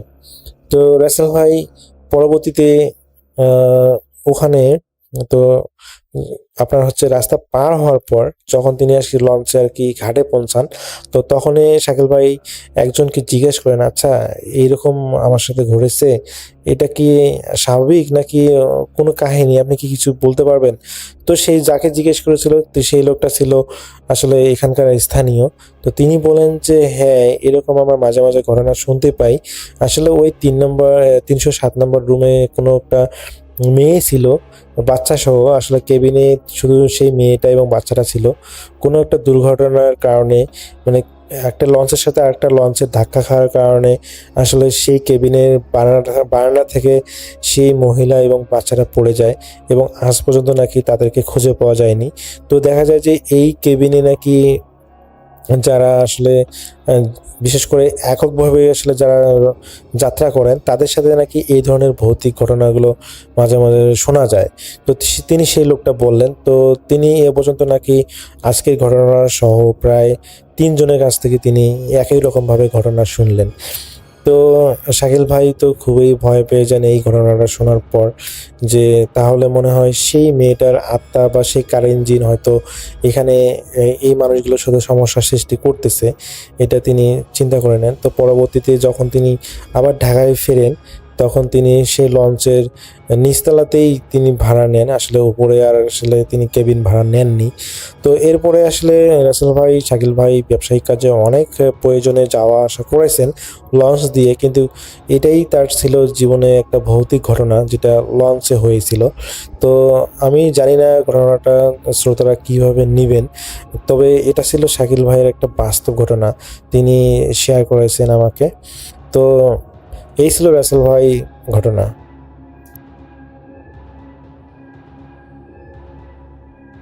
এবারে যার ঘটনা আপনাদের সাথে শেয়ার করব, ওনার গ্রামের বাড়ি ভোলা জেলার লালমোহন উপজেলার পশ্চিম চর উমের গ্রামে। ওনাদের যেই এলাকাটা আর কি, ওই এলাকার সামনের দিকে পুরনো রাজবাড়ি এটা রয়েছে। বর্তমানে এটাকে পুরাতন পুলিশ লাইন বলে। এই এলাকার আবার পেছনে বিস্তীর্ণ বাগান রয়েছে যা মোল্লার বাগান নামে পরিচিত। আর এই যে পুরাতন পুলিশ লাইন আর মোল্লার বাগান, এই দুই জায়গার মাঝামাঝি একটা জায়গা রয়েছে, এই এলাকাতেই ওনাদের অবস্থান। তো ওই এলাকার ঘটনা দিয়েই প্রথমে শুরু করি, পরে ওনার নানা বাড়ির ঘটনায় আমরা যাব। উনি অনেকগুলো ঘটনা পাঠিয়েছেন, ছোট ছোট ঘটনা, আমরা ধারাবাহিকভাবে সেগুলো এখন উপস্থাপন করছি। তো ওনাদের ওই এলাকাটিতে যেহেতু রাজবাড়ি পেছনের দিকে ছিল, ওই আমলে ওখানে একটি শ্মশান ছিল। যদিও বা এই জিহান ভাইরা কখনো দেখেন নাই ওই শ্মশানে কোনো মৃতদেহ দাহ করতে, তবে স্থানীয় যারা প্রবীণ ব্যক্তি রয়েছেন তাদের কাছে ওই শ্মশানের বর্ণনা পাওয়া যায়। ওটা এখন ফাঁকা, অনেকটা ছোটখাটো মাঠের মতো একটি আয়তাকার ফাঁকা জায়গা, তার চারপাশ গাছপালা দিয়ে ঘেরা। ওই মাঠে আবার এই জিহান ভাইরা ছোটবেলায় খেলাধুলা করতেন। মাঠের পাশে একটি ছোট পুকুর আছে, পুকুরে ছোট একটি ঘাটও আছে। যতদূর ওনারা জানতে পেরেছেন, মৃতদেহ দাহ করার পর অবশিষ্ট যা থাকে তা ওই পুকুরে বিসর্জন দেওয়া হতো। পাশে অনেক পুরনো পরিত্যক্ত একটা ওয়াশরুমও রয়েছে, ওখানে একটি তুলা গাছও আছে। এই গাছ কেন্দ্রিকও কিছু ঘটনা আছে, তাতে আমরা পরে আসব। তো ওই জায়গায় এখন আর কেউ খেলাধুলা ওরভাবে করে না, জায়গাটা জঙ্গলের মতো হয়ে গেছে আর কি। এবার আসি প্রথম ঘটনায়। ঘটনাটি 2011 কি 12 সালের মধ্যে ঘটেছিল। ওই এলাকায় একজন মহিলা আছেন, তো ওনার আসল নাম কি বলা মুশকিল, তবে উনি মনার মা নামে পরিচিত ছিলেন আর কি। তো একদিন দুপুরবেলা, তখন গ্রীষ্মকাল, সাপ্লাইয়ের পানির তীব্র সংকট থাকায় উনি ওই মাঠের পাশের পুকুরে গিয়েছেন গোসল করতে। ওই পুকুরের যেখানে শ্মশানের অস্থি বিসর্জন দেওয়া হতো, বা ওই যেই জিনিসগুলো বেঁচে যেত, যেগুলো ফেলা হতো পানিতে, তো ওই জায়গার দিকে গিয়েছেন। তখন তো একদম গ্রীষ্মের ভর দুপুর, আশেপাশে লোকজন নেই বললেই চলে। উনি যথারীতি ঘাটে নেমে হাত পা ধোয়ার চেষ্টা করছেন, হাত পায়ে পানি দিচ্ছেন। উনি যতদূর মনে করতে পেরেছেন, মনে হলো যে পেছন থেকে ওনার চুলের মুঠি ধরে কেউ সজোরে টেনে পুকুরের পানির মধ্যে নামিয়ে নিয়ে গেল এবং ওনাকে চুবাতে লাগলো। উনি অনুভব করছেন কেউ চুলের মুঠি ধরে রেখেছে। উনি ছাড়ানোর চেষ্টা করছেন, কিন্তু মনে হচ্ছে যে ওই মনার মায়ের শক্তির কাছে ওই শক্তি আসলে কি বলবো, মনার মায়ের শক্তিই কিছু না। উনি কোনোভাবেই কোনো ধরনের প্রতিরোধ গড়ে তুলতে পারছেন না, অর্থাৎ ওই শক্তির কাছে মনার মায়ের শক্তি একদমই তুচ্ছ। উনি অনেক চেষ্টা করার পরও মনে হচ্ছে একদম ফলাফল শূন্য। ওনাকে তো এক নাগারে পানিতে চুবিয়েই যাচ্ছে। এরপর ওনার কিছু মনে নাই। ঘটনা ওই সময় যেটা হয়েছিল সেটা হলো, ভাগ্যক্রমে ওই রাস্তা দিয়ে দুপুরে একজন লোক, হয়তোবা উনি বাড়ির দিকে যাচ্ছিলেন, উনি শুনলেন পুকুরের পানির মধ্যে শব্দ হচ্ছে। উনি মনে করেছেন যে বড় কোনো মাছ হবে হয়তো, গ্রীষ্মের সময় তো পুকুরের পানি কমে যায়, তাই মনে হয় পানির মধ্যে নড়াচড়া করছে, শব্দ হচ্ছে। উনি দৌড় দিয়ে গেলেন যে ওখানে কি মাছ দেখা যায়। উনি গিয়ে দেখেন একজন মহিলা পা উপরে, মাথা পানির নিচে, মানে মাটির মধ্যে তার মাথাটা হয়তো বা ঢুকে গেছে, পা দুটো উনি নাড়াচ্ছেন আর তাতে শব্দ হচ্ছে, মানে হাঁটু থেকে পায়ের পাতা পর্যন্ত পানির উপরে, বাকি অংশ পানির নিচে। পুকুরের পানি ওই জায়গা মোটামুটি ঘোলাই হয়ে গেছে বলতে হবে, যেহেতু ধস্তাধস্তি হচ্ছে, ঘোলা হয়ে গেছে। একে তো গ্রীষ্মকাল, পুকুরের পানিও কম, খালি হাঁটু থেকে বাকিটুকু দেখা যাচ্ছে। অন্য সময় হলে পুরো বডিটাই পানির নিচে চলে যেত, কিছুই দেখা যেত না, পানি কম থাকার কারণে হয়তো বা দেখা যাচ্ছে। আমরা অনেক সময় দেখি না, হাঁস পানিতে ডুব দেয়, মাথাটা ডুব দিয়ে পা দুটো উপরের দিকে দিয়ে দেয়, শামুক টামুক খায় আর কি, ওই রকমই কিছু, মানে ওই রকম যেরকম লাগে না ওই রকম লাগছে। অর্থাৎ ওই মহিলার মাথাটা মাটির মধ্যে ঢোকানো। উনি তো বুঝতে পারছেন যে এখানে কোনো একটা মানুষকে হত্যা করার আয়োজন চলছে, নিশ্চয়ই এটা স্বাভাবিক কিছু না। উনি যখন এটা দেখেছেন, উনি নিজে গিয়ে উঠানোর আসলে সাহস করেন নাই, উনি নিজেও খুব ভয় পাচ্ছিলেন। উনি চিৎকার চেঁচামেচি শুরু করেছেন। তারপর ওনার চিৎকার শুনে কিছু লোকজন দ্রুত চলে আসে, তখন ওই মহিলাকে উদ্ধার করা হয়। মহিলা কিন্তু সেন্সলেস হয়ে গিয়েছিলেন, ওনার কিছু মনে ছিল না। ওনাকে তুলে নিয়ে আসা হয়, এলাকার মসজিদের ইমাম সাহেবকে ডাকা হয়। এলাকার মসজিদ যেটা, সেটা হচ্ছে ওই যে পুলিশ লাইন মসজিদ, ওই মসজিদের ইমাম সাহেবকে ডাকা হয়। উনি সে ঝাড়ফুঁক করেন, এরপর ওনার জ্ঞান ফেরত আসে। উনি তেল পড়া, পানি পড়া এগুলো দিয়ে যান। তবে আল্লাহর রহমতে এরপরে ওনার সাথে আর কোনো ধরনের কোনো সমস্যা হয়নি। এরকম হয় না যে এই ঘটনার পর ভিকটিমের উপরে আসর হয়, জিন হাজির হয়ে গেছে।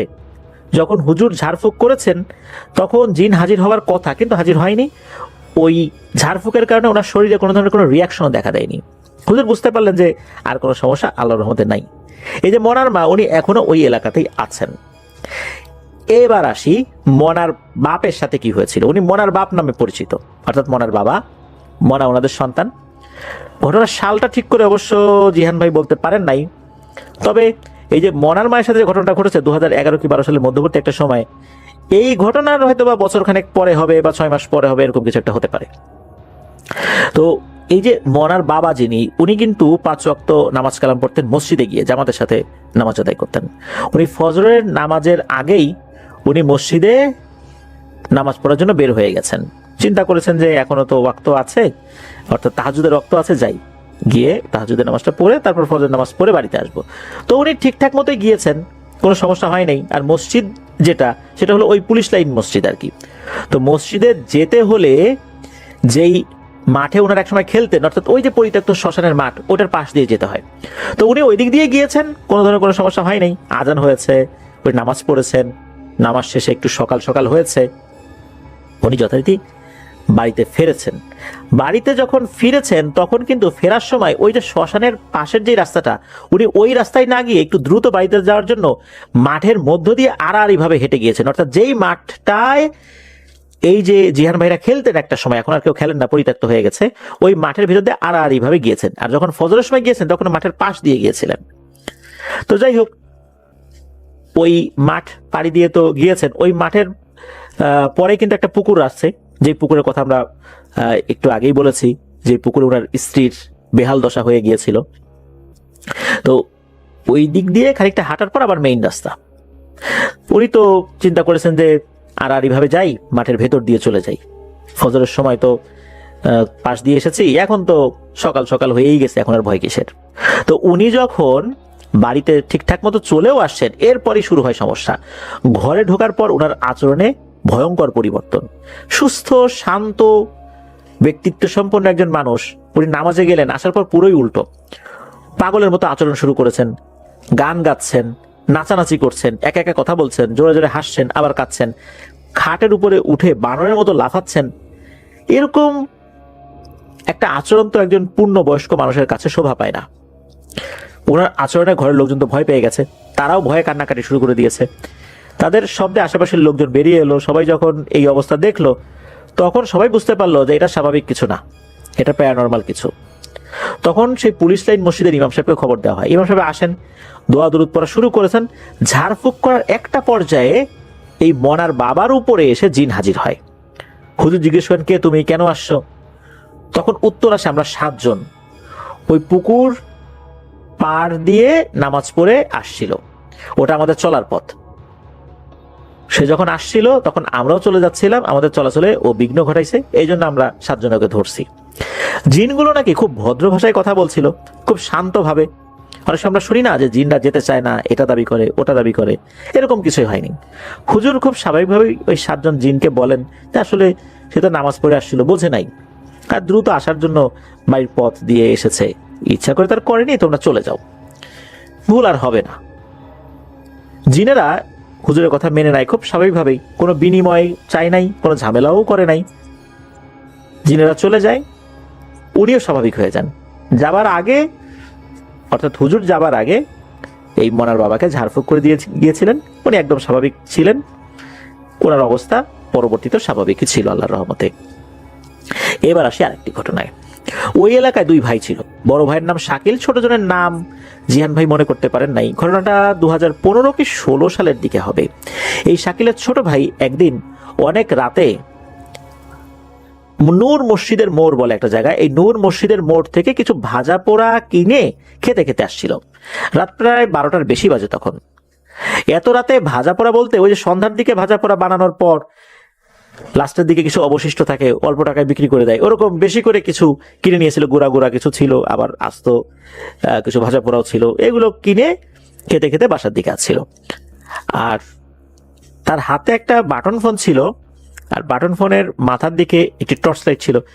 আর ওই টর্চ লাইটগুলোর আলো কিন্তু খুব মৃদু হয়ে থাকে, ওই মৃদু আলোতেই সে পথ চলতে চলতে আসছিল। তো ওই যে মাঠটা, মানে ওই যে পরিত্যক্ত শ্মশান, ওই শ্মশানের পাশে যে মাঠ, যেটাতে জিহান ভাই একটা সময় খেলতেন, যে মাঠের কথা এতক্ষণ বলছিলাম আমরা, ওই পরিত্যক্ত শ্মশানের কাছে পৌঁছানোর পর সে দেখে সাদা কাপড়ে মোড়ানো একজন ব্যক্তি উল্টো দিকে ফিরে মাথা নুইয়ে বসে বসে কাঁদছে। কাঁদছে নাকি গোংরাচ্ছে বোঝা মুশকিল হচ্ছে।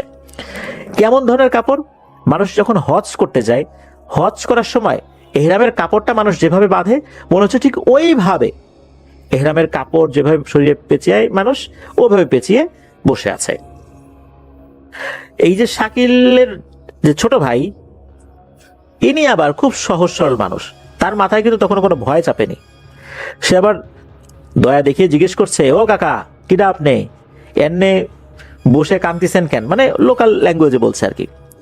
তারপরে লোকটা কিন্তু ওভাবে গোঙানির মতো শব্দ করেই যাচ্ছে, কোনো উত্তর তো সে দিচ্ছে না। তো শাকিলের ছোট ভাই আবার ডাকে, ও কাকা, ও কাকা, ওঠেন ওঠেন।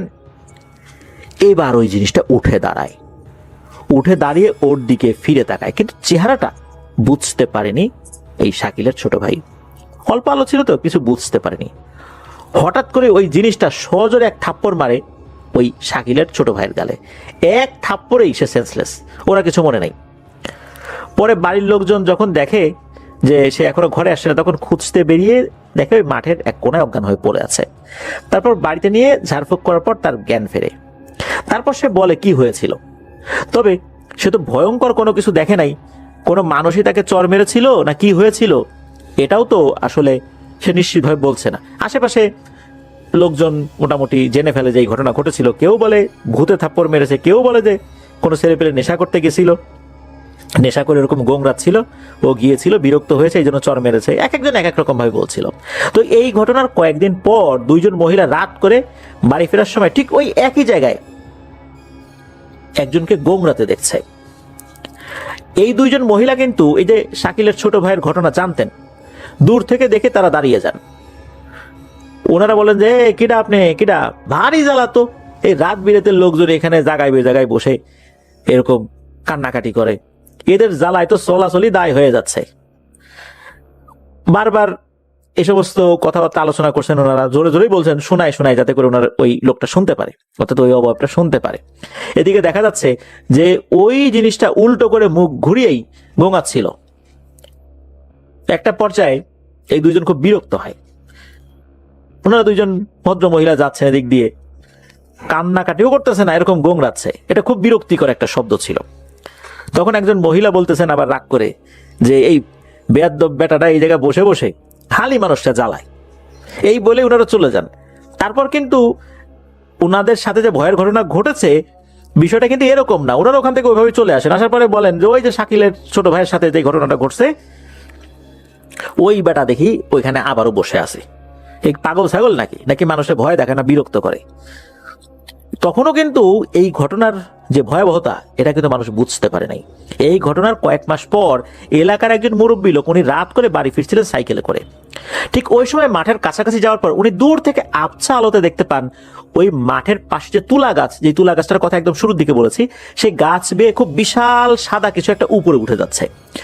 উনি এটা দূর থেকে দেখছিলেন, কিন্তু স্পষ্ট বোঝার জন্য উনি আরো দ্রুত সাইকেল চালিয়ে মাঠের কাছে চলে আসেন।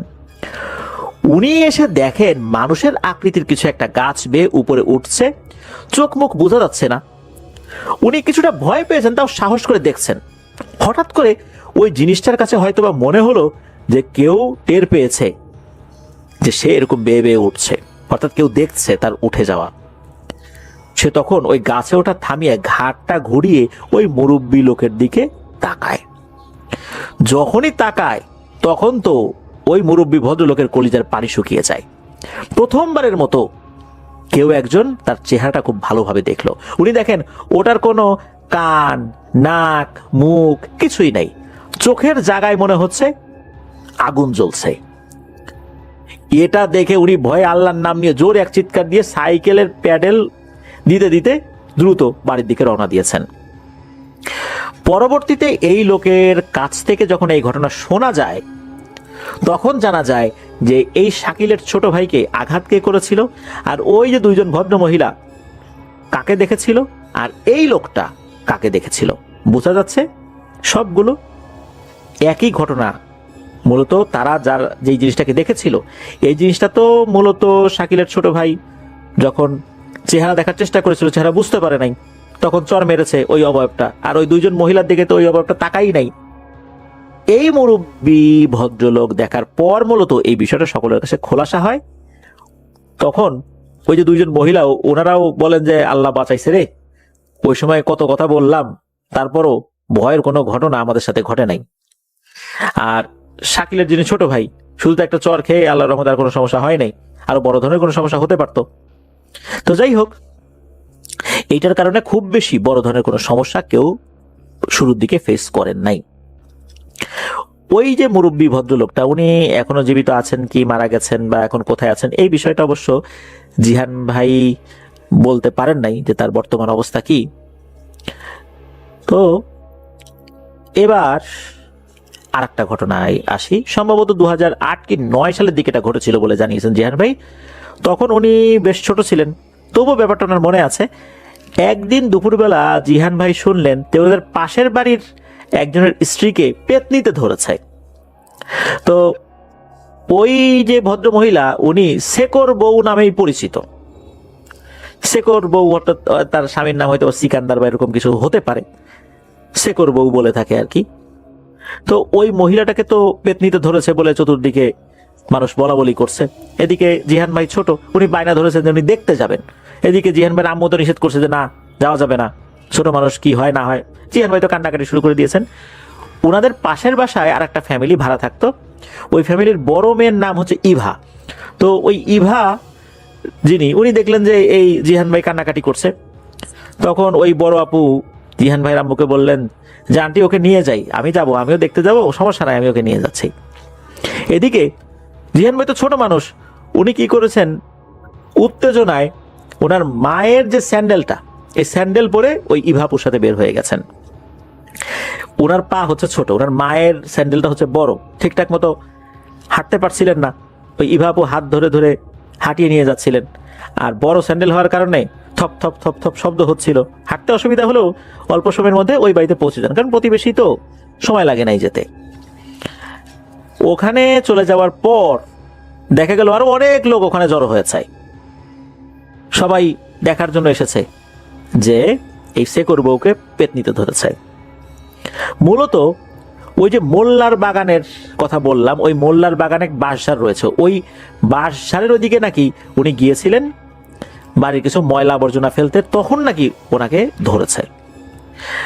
ওখানে ওই ভদ্র মহিলা শ্বশুর একটা লাঠি নিয়ে বসে আছেন, কচা গাছের একটা মোটা লাঠি নিয়ে চেয়ারে বসে আছেন, আর ওটাকে নিজেই জিজ্ঞাসাবাদ করছেন, এই বল কোত্থেকে আসছিস, কেন আসছিস।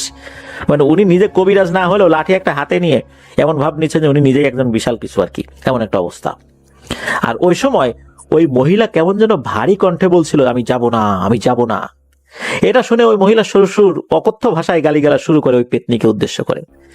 পরে দেখা গেল ওই মহিলা অনেক রেগে গেল, আর রেগে যারা দেখার জন্য চতুর্দিকে ভিড় করেছে এদের দিকে তেড়ে দিয়েছেন একটা দাবরানি। সবাই তো ভয়ে হুড়োহুড়ি করে দিল দৌড়। এই জিহান ভাইও দৌড় দিয়েছিলেন, আর ওনার পায়ে তো ওনার আম্মুর বড় স্যান্ডেল, উনি তো এটা নিয়ে দৌড়াতে পারেন নাই, উনি গেলেন পড়ে। ওইদিকে ইভা আপও দিয়েছিলেন দৌড়। পরে দেখলেন যে এই জিহান ভাই, উনি ছোট মানুষ, পড়ে গেছে কোথায়, আবার তাকে খোঁজাখুঁজি করে মাটির থেকে টেনে তুলে আবার একটা পাশে নিয়ে গেলেন। এরপর একজন কবিরাজ আসে, ওই কবিরাজ এসে উনি রিচুয়াল করেন। তো এরপরে জিনিসটা ঠিকঠাক হয়ে যায়, খুব বেশি সমস্যা হয় নাই। এরপরের ঘটনা অবশ্য জিহান ভাইয়ের মনেও নাই, তবে এতটুকু বলতে পারেন যে রিচুয়াল করার পর আল্লাহর রহমতে ওই মহিলা ঠিক হয়ে গিয়েছিল। এবার অতি সম্প্রতি ঘটা কিছু ঘটনা দেখে আমরা যাব। এই ঘটনার একটিতে এই জিহান ভাই নিজেই প্রত্যক্ষদর্শী ছিলেন। 2025 সালের জানুয়ারি মাসের ঘটনা। ওনারা 5 জন বন্ধু মিলে সিদ্ধান্ত নিলেন যে ওই রাত্রে ছোটখাটো একটা মাংস ভাত খাওয়ার আয়োজন করবেন, অর্থাৎ বনভোজনের মতো আর কি। তো ওনারা মাঝে মাঝে এটা করতেন, হঠাৎ হঠাৎ যখন মন চাইতো তখন করতেন আর কি। তো যেই আয়োজনটা ওনারা করবেন সেটা ওনার এক বন্ধুর বাসায় করবেন। তো ওই বন্ধুর বাসা ওই যে পুলিশ লাইনের পেছনের এলাকায়। আর জিহান ভাই তো ছোটবেলা থেকে ওই এলাকাতেই বড় হয়েছেন, ওনার বন্ধু বান্ধব অধিকাংশই সব এই এলাকারই আর কি। আর ওই এলাকায় 1 যুগেরও বেশি সময় কাটিয়েছেন উনি। এই এলাকা সম্পর্কে তো উনি খুব ভালোই জানেন বলতে হবে। উনি চিন্তা করলেন যে এই এলাকায় তো হবে, সমস্যা কি, নিজেদের এলাকা, রাত হলেও কোনো সমস্যা নাই। যাই হোক, এখন যে বর্তমান ওনাদের বাসাটা, এই বাসাটা কিন্তু ওই যে ওই এলাকাটা থেকে কিছুটা দূরে। উনি বাইক নিয়ে আসছিলেন, এই এলাকাতে দীর্ঘদিন ছিলেন, যার কারণে সবকিছু চেনা আর কি।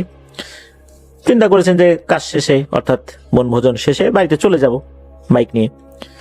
আর অন্য যে বন্ধুরা ছিল তাদের বাসা কিন্তু কাছাকাছি জায়গায়, পায়ে হেঁটেই চলে যাওয়া যায়। তো যেভাবে সেই কাজ বাজার করে আনা হলো, সব গুছিয়ে রান্না করে খাওয়া শেষ করতে করতে রাত 12টার বেশি বেজে গেছে। হাসি ঠাট্টা মজা গল্প স্বল্প অনেক কিছুই হলো। যথারীতি সব শেষ করে ওই বন্ধুর বাসা থেকে বিদায় নিয়ে বের হতে হতে মোটামুটি 12:30টার বেশি বেজে গিয়েছিল। একজন বন্ধু তো তার বাড়িতেই রয়ে গেল। এখন ওনারা আছেন 4 জন, তো বাইকে ওঠাটা বেশ কষ্টকর।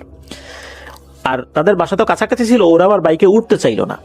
তখন জিহান ভাই কি করেছেন, ওনার বাইকটা 1 গিয়ারে দিয়ে আস্তে আস্তে 3 জনের হাঁটার তালে তালে বাইক চালাচ্ছেন। ওনাদের মধ্যে একজন হাতে আবার টর্চ লাইট ছিল। ওই বন্ধুর নাম হচ্ছে মারজান। যখন হাঁটতে হাঁটতে ওই পুরনো শ্মশান মানে ওই মাঠের কাছাকাছি সবাই চলে আসেন, তখন হঠাৎ মারজান টর্চ মারে ওই মাঠের দিকে একটা শিরীষ গাছ আছে, ওই শিরীষ গাছের দিকে। এটা মারতে ওনারা চারজনেই লক্ষ্য করেন গাছের দুই ডালের মাঝামাঝি জায়গায় মনে হচ্ছে, অর্থাৎ দুইটা মোটা কাণ্ড দুই দিকে ওয়াই আকৃতি, ইংরেজি ওয়াই আকৃতির মতো হয়, দুই দিকে চলে যায়, ওই দুটো কাণ্ডের মাঝখানে সাদা বড় কিছু একটা বসে আছে, মানে মানুষের আকৃতি মনে হয় উল্টো দিকে ফিরে ঘোমটা দিয়ে বসে আছে, এরকম কিছু একটা। আমরা শুধু, অর্থাৎ ওনারা ওটা শুধু পিঠ দেখতে পাচ্ছেন, আমরা ওটাকে হয়তো আমরা পিঠই বলবো, কারণ যেহেতু মাথা দেখা যাচ্ছে না। তো ওনারা সবাই এটা দেখেছেন, চারজনই দেখেছেন। এর মধ্যে নাইম নামে ওনার এক বন্ধু বলে ওঠে, এরে এ সাদা ওইটা কি, বিড়াল নাকি? তখন জিহান ভাই বলেন, এই বেটা কি বলিস না বলিস, জীবনে এত বিড়াল দেখছিস কখনো? বিড়ালের তো লেজ থাকে, ওর লেজ কই? আর এত বড় বিড়াল তো আমি নিজেও কখনো দেখিনি। তখন জিহান ভাই বলেন যে তোরা তিনজন একসাথে থাক, দোয়া দুরুদ পর, আমি একটু দেখি তো জিনিসটা কি। তখন উনি কি করেছেন, বাইকটা টান দিয়ে একটু সামনের দিকে যাওয়ার চেষ্টা করেছেন, অর্থাৎ গাছের অপর পাশে গেলে তো দেখা যাবে আসলে জিনিসটা কি। তো উনি মনে মনে ভাবছিলেন যে বিড়ালই হয় নাকি, আর আরেকটা জিনিস ভাবছিলেন যদি বিড়াল ছাড়া অন্য কিছু হয় তাহলে উনি সামনের দিকে গেলে এই জিনিসটা থাকবে না, উধাও হয়ে যাবে, আর বিড়াল হলে তো দেখাই যাবে। এটা উনি মনে মনে ভেবেছেন, আর এটা যে ভূত মনে করে ভয় পাচ্ছিলেন বিষয় এরকমও না, জাস্ট একটা মনের মধ্যে এসেছিল, একবার উকি দিয়েছিল, জাস্ট এতটুকুই। তো উনি বাইক টান দিয়ে একদম ওই মাঠের কোনার দিকে এসে বাইকটা থামিয়েছেন। সামনের দিকে আর যাওয়া যাচ্ছিল না ওই সময়, বাইকটা রেখে আয়াতুল কুরসি আস্তে আস্তে পড়ছেন আর হেঁটে হেঁটে ওই মাঠের ভেতর ঢুকছেন যে ওটা কি দেখার জন্য। উনি যখন গাছের কাছাকাছি এসেছেন তখন উনি দেখেন যে আরে এখান থেকে কিছুই না, একদম ফাঁকা। উনি মাঠের মধ্যে থেকে জোরে করে আওয়াজ দিয়ে বলছেন যে নাইম, কিছুই তো দেখি না রে। নাইম আবার উত্তর দেয় ওই পাশ থেকে, আরে কি কোষ, আমরা দেখতেছি ওই যে বসা গাছের উপরে। ওই পাশ থেকে তিনজনই কিন্তু আগের জায়গাতেই ওই অবয়বটাকে বসে থাকতে দেখছে, কিন্তু জিহান ভাই যখন এই দিকটাতে এসে ওদিকে তাকিয়েছেন উনি কিছুই দেখেন না। যখন এই কথাটা উনি শুনেছেন যে তিনজনই দেখছেন আর উনি দেখতে পাচ্ছেন এই জায়গাটা একদম ফাঁকা, তখন বুঝতে পারছেন যে সর্বনাশ, কি দেখার জন্য আসছি। ভয়ে ওনার শরীরের সমস্ত লোম দাঁড়িয়ে যায়। উনি ওখান থেকে দিয়েছেন এক দৌড়ে বাইকের কাছে গিয়ে বাইক স্টার্ট করেই ওই তিন বন্ধুকে ওনারা বললেন যে তোরা দৌড় দে। এদিকে উনি বাইক নিয়ে এক টানে বেশ কিছুটা সামনে এসে ব্রেক করেছেন ওদের জন্য, যে ওরা আবার ঠিকঠাক মতো আসলো কিনা, ওদেরকে তো ফেলে আসা যাবে না। তবে ওরা ঠিকঠাক মতো চলে আসে, আল্লাহর রহমতে কোনো সমস্যা হয়নি। পরে যখন এই চারজন আবার এক জায়গা হয়েছেন কিছুক্ষণ পরেই, তখন ওনারা আলোচনা করছেন যে আজকে আল্লাহ বড় বাঁচাই দিছে রে, রাতের বেলা মাংস খাই বের হয়েছি, মনে হয় এগুলোর গন্ধেই আমাদের কাছে চলে আসছে। মাংস ভাজা পোড়া এগুলোর ঘ্রাণ নাকি এই পিশাচ শ্রেণীর জিনদেরকে আকৃষ্ট করে। আর ওই জায়গা তো পুরনো শ্মশানের মাঠ রয়েছে, ঝোপ জঙ্গল রয়েছে, ওখানে তো অনেক ঘটনাই ঘটে। তো এই যে অনেক ঘটনা যে ঘটে, এইটা কিন্তু ওই সময় নাকি ওনাদের মাথায় কাজ করে নাই। যাই হোক, জিহান ভাই অন্য তিন বন্ধুকে তাদের বাড়ি পর্যন্ত এগিয়ে দিয়ে বাইক নিয়ে বাসায় চলে আসেন। প্রতিমধ্যে আর কোনো সমস্যা আল্লাহর রহমতে হয়নি। এবারের যে ঘটনাটি, এই ঘটনাটি 2025 সালের 3রা এপ্রিল ঘটেছিল। তো এই যে এই ঘটনাটি পুলিশ লাইনের পুকুর কেন্দ্রিক, অর্থাৎ রাজবাড়ির পুকুর কেন্দ্রিক। রাজবাড়িটাকেই তো পুরনো পুলিশ লাইন বলা হয় আর কি বর্তমানে। আর পুলিশ লাইনটাই আসলে পুরোটাই রাজবাড়ি, এটাই বলা চলে। একটা সময় ওখানে রাজবাড়ি ছিল হয়তোবা। তো পুকুরে ওই পুলিশ সদস্যরা ছাড়াও এলাকার সাধারণ যারা মানুষ তারাও গোসল করে। তো 2025 সালের এপ্রিল মাসের 3 তারিখে ওই এলাকার দুজন বাচ্চা, এদের বয়স 5-6 বছরের মতো হবে আর কি, একদম দুপুরবেলা ওই পুকুরে গিয়েছে গোসল করতে। ঘাট নাকি তখন একদমই ফাঁকা ছিল। এমনই সময় 2-1 পুলিশ গোসল করে যে ঘাটে আর কি। তো ঘাটের পাশেই কিন্তু একটা টহল চৌকি আছে, ওখানে সবসময় একজন গার্ড থাকে। ওই সময় অবশ্য এই কোনো গার্ড ওনারা দেখেন নাই, ওই সময় একদমই ফাঁকা ছিল, কোন লোকজন ছিল না। 2-1 পুলিশ কিন্তু ঘাটের পাশে নিয়মিত আর কি টহল দেয়। আর সময়টা ছিল ঈদের পর। অনেক পুলিশ সদস্য ঈদ করার জন্য তাদের আত্মীয় স্বজনদের কাছে চলে গিয়েছেন। পুলিশ লাইনও বেশ ফাঁকা ফাঁকা, অধিকাংশ ঈদের ছুটিতে। তো ওই যে দুই বাচ্চা, এই দুই বাচ্চার মধ্যে একজন যথারীতি ঘাটে নেমে পানিতে পা দিয়ে বসেছে, আর একজন একটু উপরে। তো হঠাৎ করেই যে বাচ্চাটা পানিতে পা দিয়েছিল পানির মধ্যে চলে যায়।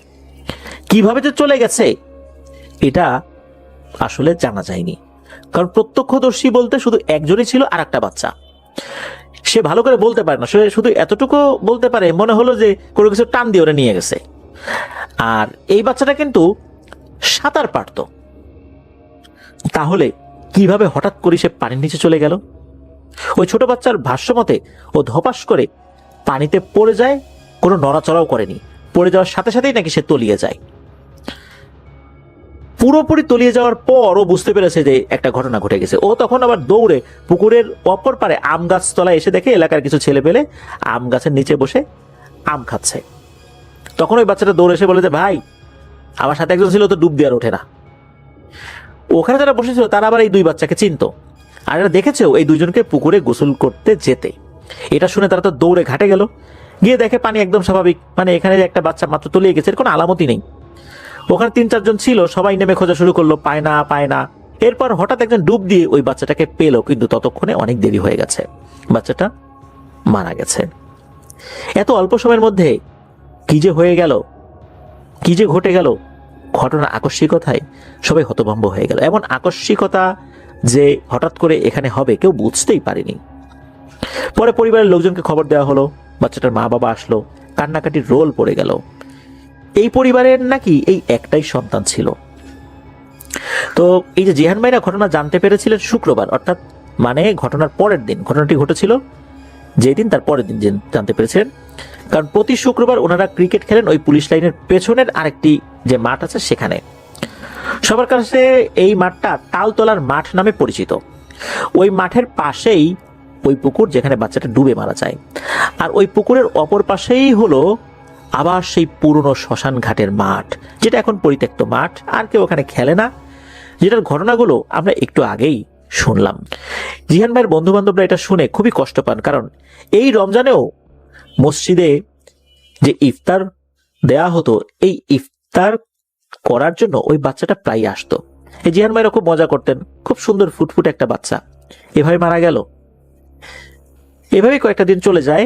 8 কি 9 এপ্রিল তারিখের এক রাতে ওই এলাকার এক বড় ভাই, তার নাম হচ্ছে আব্দুর রহমান, উনি অনেক রাতে নূর মসজিদের মোড় নামের ওই জায়গাটা থেকে বাড়িতে ফিরছিলেন। তার বাড়ি পুলিশ লাইনের পেছনে।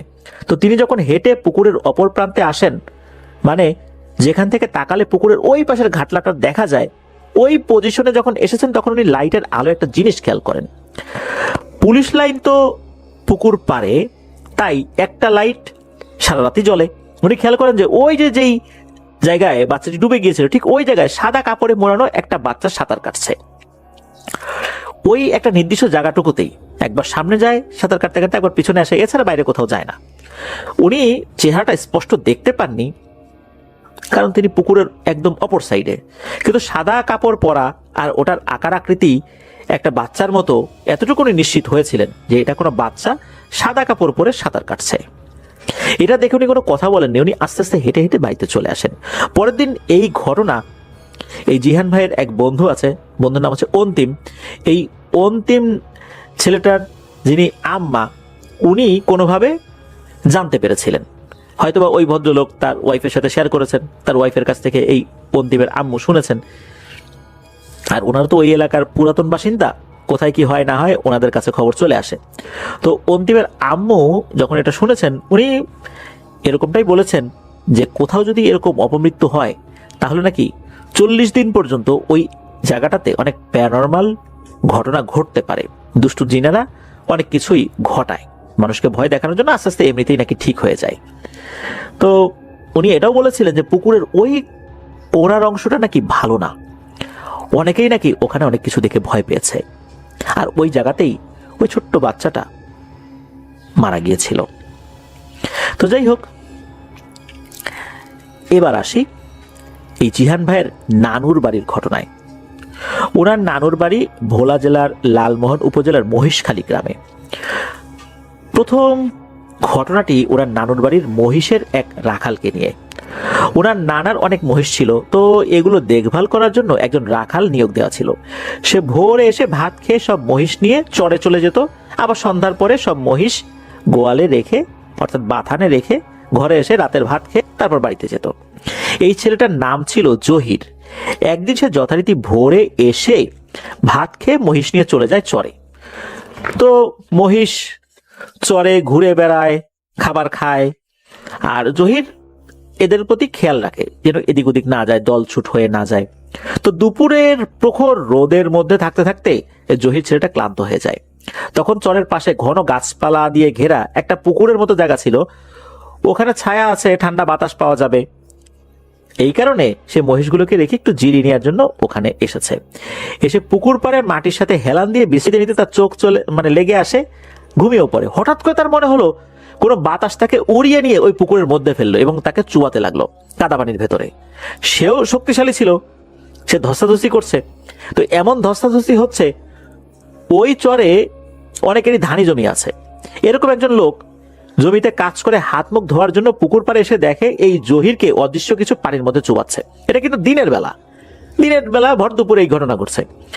এটা উনি দেখার সাথে সাথে ব্যাপারটা বুঝে ফেলেন। উনি চিৎকার দিয়ে বলেন, এই তোরা কই রে, জহির রে তো মাইরা ফেলাইলো রে, তোরা তাড়াতাড়ি আয়। মাঠে তো আরো অনেক কৃষক যারা কাজ করছিলেন তাদের জমিতে, তারা সবাই তো জহিরকে চেনে, সবাই তো একই গ্রামের। দ্রুত তারা এসে অবস্থা দেখে তাৎক্ষণিক পানিতে নেমে জহিরকে উপরে ওঠায়। জহিরের কানে, মুখের মধ্যে, তারপর নাকের মধ্যেও কাদা ঢোকানো ছিল, একদম সেন্সলেস অবস্থা ছিল। তারা কোনো রকমে ধরাধরি করে জহিরকে এই জাহিন ভাইয়ের নানু বাড়িতে নিয়ে আসেন। সবাই দেখে এই অবস্থা। এরপর তার শরীরটাকে একটু পরিষ্কার পরিচ্ছন্ন করা হয়, মুখের ভিতর থেকে কাদা মাটি বের করা হয়, ওঝাকে ডেকে নিয়ে আসা হয়। এই ধরনের সমস্যাগুলোতে ওঝাকেই সাধারণত গ্রামবাসী ডেকে থাকেন। ওঝা ঝাড়ফুঁক করার পর আল্লাহর রহমতে জহিরের জ্ঞান ফেরে। এরপর জহির অদ্ভুত সব আচরণ শুরু করে, সবাইকে গালিগালাজ করছে। তখন ওই ওঝা জিজ্ঞেস করছে, ওরে ধরলি কেন? তখন নাকি জহির বলে ওঠে, ও পুকুর পাড়ে আমার চলার রাস্তায় শুয়েছিল, তাই ওরে ধরছি। আর এই লোকগুলা যদি না আসতো ঠিক মতো সময়ে, তাহলে তো ওরে আজকে মারিয়ে ফেলাইতাম। ওর তো গলার ভিতরে অলরেডি আমি কাদা ঢুকাই ফেলছিলাম। ওঝা তখন বলে, ঠিক আছে, এখন যা। জহিরের ভেতরে থাকা সত্তাটা বলে ওঠে, আমি যাব না। তখন ওঝা কি করেছে, কচা গাছের লাঠি দিয়ে মাটিতে বাড়ি দিতে থাকে। ওঝা মাটিতে বাড়ি দিচ্ছে আর জহির ব্যথায় ছটফট করছে। মনে হচ্ছে মাটিতে বাড়ি দিলে ওই আঘাত অদৃশ্যভাবে আরো বহুগুণ শক্তিশালী হয়ে জহিরের শরীরে ভর করা জিনের গায়ে লাগছে। এক পর্যায়ে জহির বলে ওঠে, আর মারিস না, আমি যাবো, কিন্তু আমার একটা জিনিস লাগবে। তখন ওঝা বলে, কি নিবি? তখন নাকি ওই জিনটা বলে, তেমন কিছু নেবো না, আমি একটা জুতা নেব। তখন কিন্তু অনেক লোক ভিড় করেছিল জহিরকে দেখতে, সবাই জুতা খুলে ঢুকেছিল ঘরের মধ্যে। তখন ওঝা বলে, ঠিক আছে, ওই দেখ অনেক জুতা আছে, ওখান থেকে তোর যেটা পছন্দ ওইটা নিয়ে তাড়াতাড়ি এখান থেকে বিদায় হ। তখন নাকি জহির লাফ দিয়ে উঠে দেয় এক দৌড়, দরজার সামনে নেমে দাঁত একটি জুতা কামড়ে ধরে দৌড় দেয় বাইরের দিকে। তবে 6 থেকে 7 কদম দৌড় দেবার পর জহির ধপাস করে পড়ে সেন্সলেস হয়ে যায়। তখন ওঝা বলে যে ও চলে গেছে, এবার ওরা ধরে আনেন, আল্লাহর রহমতে এখন আর কোনো ভয় নেই। এরপর ঘরে এনে ওঝা তেল পরা, পানি পরা এগুলো দিয়ে ওনার জ্ঞান ফেরান। তারপর সবকিছু স্বাভাবিক হয়ে যায়, আল্লাহর রহমতে, আলহামদুলিল্লাহ। আর এই জিনটা কেন একটা জুতা চাইলো, এটা আসলে কেউই বুঝতে পারলো না। অনেক কিছু চায়, গরু চায়, ছাগল চায়, মুরগি চায়, কিন্তু জুতা কেন চাইলো এটা আসলে বোধগম্য হলো না। আরেকটি ঘটনা জিহান ভাইয়ের নানার ফুফাতো ভাইয়ের বাড়ি তৈরি নিয়ে ঘটেছে। আর এই ঘটনাটি এই জিহান ভাই ওনার আম্মুর মুখ থেকে শুনেছেন। ওনার আম্মু এটার প্রত্যক্ষদর্শী। তো ওনার নানার যে ফুফাতো ভাই, তারা তার নানার বাড়ি যে জমিটা, এটা পেয়েছিলেন উত্তরাধিকার সূত্রে কিছুটা। তো তার ইচ্ছা ছিল যে ওই জমিটা ঘর উঠিয়ে তারা বসবাস করবেন। জমিটা ছিল খাল পারে, একদম একটা ঝোপঝাড়পূর্ণ জায়গায়, মানে গ্রামের জমি তো, আগেকার কালে তো এরকম অনেক জমি জমাই ছিল, ঝোপঝাড় হয়ে পড়েছিল, মানুষজনও কম ছিল। আর ভাগ বাটোয়ারা হওয়ার পর তো এরকম জমি অনেকের ভাগে পড়েই যায়। তো ওই জায়গাটা যেই বন জঙ্গলের মতো হয়েছিল, এটা পরিষ্কার করা শুরু হলো, পরিষ্কারও হলো। পরিষ্কারের সময় কোনো ধরনের কোনো ঘটনা ঘটলো না। তো বাড়ির ভিটা বাঁধানো হলো, খাল থেকে মাটি এনে। তারপর এরপর বাড়ি তৈরির যেই মিস্ত্রিরা রয়েছে তাদেরকে ডাকা হলো। আগে তো ইট বালির বাড়ি এভাবে হতো না, বাড়ি হতো কাঠ আর টিনের। তো বাড়ি তৈরির কারিগররা যথারীতি কাজ শুরু করলেন, তখন তাদের সাথে একটা সমস্যা শুরু হলো। এখান থেকে মূলত সমস্যাটা সূত্রপাত হলো। বাড়ি তৈরির সরঞ্জাম মানে হাতুড়ি, বাটাল, করাত, পেরেক, আরো বেশ কিছু জিনিস প্রতিনিয়ত হারিয়ে যেতে লাগলো, তাও আবার দিনে দুপুরে। কাজ করে এই রাখে এই নাই, তারপর দিন আবার নতুন হাতুড়ি করাত কিনে আনে তারা, কিন্তু আবার সেই সমস্যা, হারিয়ে যাচ্ছে সামনে থেকেই। এমন না যে তারা রেখে চলে যাচ্ছে পরে সে দেখছে নাই, তাদের সামনে থেকেই এগুলো গায়েব হয়ে যাচ্ছে। এটাকে তারা নর্মাল সমস্যা ভেবে এড়িয়ে গেল, কারণ নতুন ঘর তৈরি করার সময় নাকি এরকম টুকটাক সমস্যা হয়, এটা তারা বিভিন্ন সময় শুনেছে তাদের যারা ওস্তাদ ছিল তাদের মুখে। তো ধীরে ধীরে ঘর তৈরি হলো। নতুন ঘরে ওই জায়গার মালিকরা উঠলেন, তো তারা দোয়া অনুষ্ঠান করলেন, মানুষদেরকে খাওয়ালেন, বাড়িতে উঠলেন। তারপর শুরু হয় আর এক সমস্যা। রাত একটু গভীর হলেই ওই ঘরের মধ্যে নাকি কেউ ঘুমাতে পারে না, আর হঠাৎ করে মাটির বড় বড় ঢিল এসে ওই টিনের উপর পড়তে থাকে। ছোটখাটো ঢিল না, অনেক বড় বড় ঢিল। তো টিনের উপর যদি ওরকম একটা ঢিল পড়তে হয়, বিকট শব্দ হয়, মানে বোমা ফাটার মতো একটা শব্দ হয়। এইভাবে চলতে লাগলো প্রতিদিন। হুজুর কবিরাজ কত কিছু যে আনলেন, তারা কিছুতেই কাজ হয় না। তখন তারা সন্দেহ করলেন যে এটা কোনো জিনের কাজ না, এটা তার আর এক ভাইয়ের কাজ। কারণ এই যে যেই জমিটাতে উনি উঠেছেন, ওই জমিটার উপর নাকি তার ভাইয়ের নজর ছিল। তাই উনি চিন্তা করলেন যে হয়তোবা শত্রুতা করে তার ভাই এই কাজ করছে। মনে মনে সন্দেহ করলেও কিন্তু প্রকাশ করতে পারছেন না, কারণ প্রমাণ তো নাই, প্রমাণ ছাড়া কিভাবে ধরবেন। কিন্তু যত কিছুই ভাবেন, এই মাটির ঢিল ছোড়া কিন্তু কিছুতেই বন্ধ হয় না। কোনোদিন কম, কোনোদিন বেশি, কিন্তু নিত্যদিন এটা চলছেই। এই বিষয়টার সাথে তারা অনেকটাই মানিয়ে নিয়েছিলেন। এটার পর শুরু হয় আর এক তাণ্ডব। ঘরের ভেতরে যে জিনিসপত্র রয়েছে, বিশেষ করে খাবার দাবার, এই সবগুলো ফেলে দিতে শুরু করলো। ভাত তরকারি রান্না করার পর ঘরের লোকজন যখন গোসল করতে যেত বা আশেপাশে যেত, এসে দেখে ভাত তরকারি সারা ঘর ছড়িয়ে ছিটিয়ে তছনছ করে ফেলে গিয়েছে কে বা কারা। আর ঘরে যে এগুলো হচ্ছে তা বাইরে থেকে শোনা যেত, দৌড়ে ঘরে গেলে দেখা যেত কিছুই নেই, কিন্তু জিনিসপত্র তছনছ করা। এই ঘটনা ঘটতে লাগলো প্রতিদিনই। তখন ওই নানার যে ফুফাতো ভাই, তিনি ভাবলেন যে এগুলো যদি তার ভাই করতো, তাহলে টিনের উপরে মাটির ঢিল মারা পর্যন্তই ঠিক ছিল। ঘরের মধ্যে ভাত তরকারি তছনছ করবে, এটা তো তার ভাই করবে না, এটা তো তার করার কথা না। আর ঘরে যদি কেউ ঢুকে থাকে তা তো দেখবেই।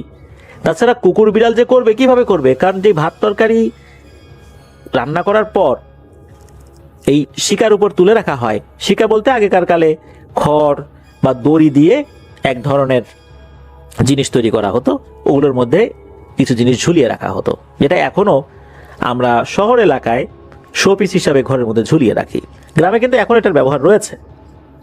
তো এইভাবে রেখে দেয়া হলে কুকুর বিড়াল কিন্তু এগুলো টাচ করতে পারতো না। তাহলে কুকুর বিড়ালের তো নষ্ট করার সুযোগ নাই। আর বিড়ালও যদি নষ্ট করেও থাকে, তাহলে কি এরকম সারা ঘরে ছড়াবে নাকি? তখন তারা ভাবলো যে এটা তো ভাইয়ের কাজ না, হুজুর কবিরাজ ডাকতে হবে। ভালো, হুজুর কবিরাজ তো ওনারা খুঁজেও পাচ্ছিলেন না। খুঁজতে খুঁজতে এর ভিতরে ওনার ছেলের বিয়ে হয়েছে, নতুন বউ আসছে ঘরে, সবকিছু স্বাভাবিক। হঠাৎ একদিন নতুন বউয়ের আচরণে পরিবর্তন লক্ষ্য করা যায়। হঠাৎ করে দুপুরে ঘরের মধ্যে সে বসে কাঁদতে থাকে, হাসতে থাকে, জিনিসপত্র ভাঙচুর করতে থাকে, ঘরের কোনায় কোনায় বানরের মতো কাঠ ধরে ঝুলতে থাকে, নানান রকমের অদ্ভুত অঙ্গভঙ্গি করতে শুরু করে। লোকজন দেখতে গেলে তাদের উপর ধাওয়া, পাল্টা ধাওয়া এরকম হতো। মানে সে ধাওয়া করেছে, লোকজন আবার তাকে ধাওয়া করেছে, সে আবার চলেছে, মানে একটা অদ্ভুত ব্যাপার স্যাপার। আবার হঠাৎ করে সুস্থ হয়ে যেত, একদম স্বাভাবিক, আগের কিছুই মনে করতে পারতেন না। সবাই তাকে নিয়ে হাসাহাসি করতো, কিন্তু উনি বুঝতে পারতেন না সবাই তাকে নিয়ে কেন হাসাহাসি করছে। একদিন দুপুরবেলা হঠাৎ করে উদ্ভট আচরণ শুরু করলো উনি। সন্ধ্যায় আবার ঠিক, আবার রাতে পাগলামি শুরু করলো, সকালে আবার সম্পূর্ণ সুস্থ। মাঝে মাঝে বলে উঠতো, আমার জায়গায় আমি কাউরে থাকতে দেব না, চলে যা তোরা। এলাকার লোকাল কবিরাজরা বললো জিনে আচর করেছে, কিন্তু ভালো কবিরাজ দিয়ে এর চিকিৎসা করাতে হবে, লোকাল কবিরাজরা এই চিকিৎসা করতে পারবেন না। শুরু হলো একটা নতুন আতঙ্ক। কখন যে এই জিন ভর করবে তার কোনো ঠিক ঠিকানা নাই। 24 ঘন্টার মধ্যে যে কোনো সময় ভর করতে পারে। একদিন যখন দুপুরের দিকে জিন ভর করলো, তখন নতুন বউ যখন এরকম আচরণ শুরু করেছে, নতুন বউকে দেখতে এলাকার কিছু লোকের সাথে এই জিহান ভাইয়ের আব্বু আম্মু গিয়েছেন। তো ওই মেয়ে যার উপর জিন ভর করেছে, সে কিন্তু আবার এই জিহান ভাইয়ের আম্মুকে মোটামুটি চিনলো, ওনার আব্বুকে একদমই চিনে না। জিহান ভাইয়ের আব্বু সামনে গিয়ে বললো, আরে দূর, এই জিন টিন কিছুই না, এগুলো মানসিক রোগ, ডাক্তার দিয়ে চিকিৎসা করাও। এসব জিনে আসর টাসর করা এগুলা কিছুই না। আসলে এই বিষয়গুলো উনি একটু কম বিশ্বাস করতেন, তো এই জন্য বলেছিলেন। তো এই কথা শুনে ওই জিরে ধরা ওই নতুন বউটা বলে উঠলো, আরে তোমাকে তো আমি চিনি, তুমি বাগেরহাট থাকো না, তুমি তো লাল শাক খেতে খুব পছন্দ করো তাই না? এইভাবে জিহান ভাইয়ের আব্বু সম্পর্কে এমন অনেক কথাই বলতে লাগলো, এটা কোনোভাবেই অন্য লোক জানার কথা না, বিশেষ করে অপরিচিত লোক জানার কথা না। এটা শুনে তো জিহান ভাইয়ের আব্বুও বুঝতে পারলেন যে এখানে কোন একটা সমস্যা হয়েছে। যিনি এগুলো বিশ্বাসই করতেন না, কিন্তু উনিও বুঝতে পারলেন যে এরকম তো হওয়ার কথা না। পরবর্তীতে ভালো কবিরাজ এনে ঝাড়ফুঁক এবং কিছু আমল করার মাধ্যমে আল্লাহর রহমতে ওই মেয়ের উপর থেকে জিনের আছর দূর করা গেলে ওই ঘরে নানান ধরনের ঘটনা ঘটতেই থাকে। যেমন ওই যে টিনের চালের উপরে মাটির ঢিল ছোড়া, ঘরের জিনিসপত্র নষ্ট করা, খাবার দাবার নষ্ট করা, মানে ওই বাড়িতে বসবাসের আসলে কোনো পরিবেশ আস্তে আস্তে একদমই থাকলো না। এরকম হলে কতদিনই বা থাকা যায়? পরবর্তীতে ওই ঘরটি ছেড়ে ওই জায়গা থেকে বেশ কিছুটা দূরে সরে আর একটি ঘর তৈরি করে ওটাতেই ওনারা বসবাস শুরু করেন। আর ওই ঘরটি পরিত্যক্ত অবস্থাতেই রেখে দেন, যা আজ পর্যন্ত পরিত্যক্ত অবস্থাতেই রয়েছে, জরাজীর্ণ হয়ে একদম বাজে অবস্থা হয়ে গেছে, লোকজন না থাকলে যা হয় আর কি। এবার আসি জিহান ভাইয়ের পাঠানো শেষ ঘটনায়। জিহান ভাইয়ের আম্মুর এক চাচা একদিন রাতে বাজার থেকে কিছু মাছ কিনে বাড়িতে ফিরছিলেন। তো বাড়ি থেকে বাজার অনেকখানি পথ। বাজার থেকে বাড়ি আসতে গেলে ওনার বাড়িতে ঢুকতে একটা কালভার্ট পড়ে, অনেক পুরোনো আমলের কালভার্ট এটা। তো উনি বাজার থেকে বাড়ির উদ্দেশ্যে রওনা দিয়েছেন, হাতে মাছের ব্যাগ। প্রতিমধ্যে উনি লক্ষ্য করেন একটি কালো বিড়াল একবার রাস্তার এপাশ থেকে ওপাশ যায়, ওপাশ থেকে এপাশ আসে। অনেকক্ষণ ধরে এটা হচ্ছে। এক পর্যায়ে উনি ওই বিড়ালটাকে ধাওয়া দেন, বিড়ালটাও দৌড়ে অদৃশ্য হয়ে যায়। তো উনি যখন বাড়ির কাছাকাছি চলে এলেন এবং ওই কালভার্টের উপরে উঠেছেন, হঠাৎ করে উনি দেখলেন ওই কালভার্টের যেই রেলিং রয়েছে, দুই পাশে যে রেলিং থাকে, সেই রেলিং এর উপরে সাদা শাড়ি পরা দুইটা নারী অবয়ব, রেলিং এর দুই দিকে দুই পা দিয়ে বসা। একটি অবয়ব অন্য অবয়বটির চুল বেছে দিচ্ছে, মানে মহিলারা যেমন একজন আর একজনের চুল বেছে দেয়, মাথার উকুন বেছে দেয়, ঠিক ওই রকম। আর যার চুল বেছে দিচ্ছে আর যে বেছে দিচ্ছে, এই দুইজনেরই চুল এত বিশাল লম্বা, মনে হচ্ছে কালভার্ট থেকে সোজা খালের পানি স্পর্শ করছে। এদের হাতগুলো এত শুকনো লিকলিকে যে এরকম চিকন হাত সচরাচর দেখা যায় না, মনে হচ্ছে হাড়ের উপরে শুধু মাংসটা লাগানো। আর আঙ্গুলগুলো বেশ লম্বা লম্বা। এটা দেখে তো উনি ভয় পেয়েছেন। তবে উনি যেটা করেন সেটা হলো এই কালভার্টের এক পাশ দিয়ে দোয়া পড়তে পড়তে পড়তে পড়তে কালভার্টটা পার করে বাড়ির দিকে চলে যান। জাস্ট এ পর্যন্তই। ওই অবয়ব দুটোর সাথে তার কোনো কথাও হয় নাই, ওই অবয়ব দুটো তার পিছু নিয়ে বাড়ি পর্যন্ত আর আসে নাই। এই পর্যন্তই ছিল ঘটনা।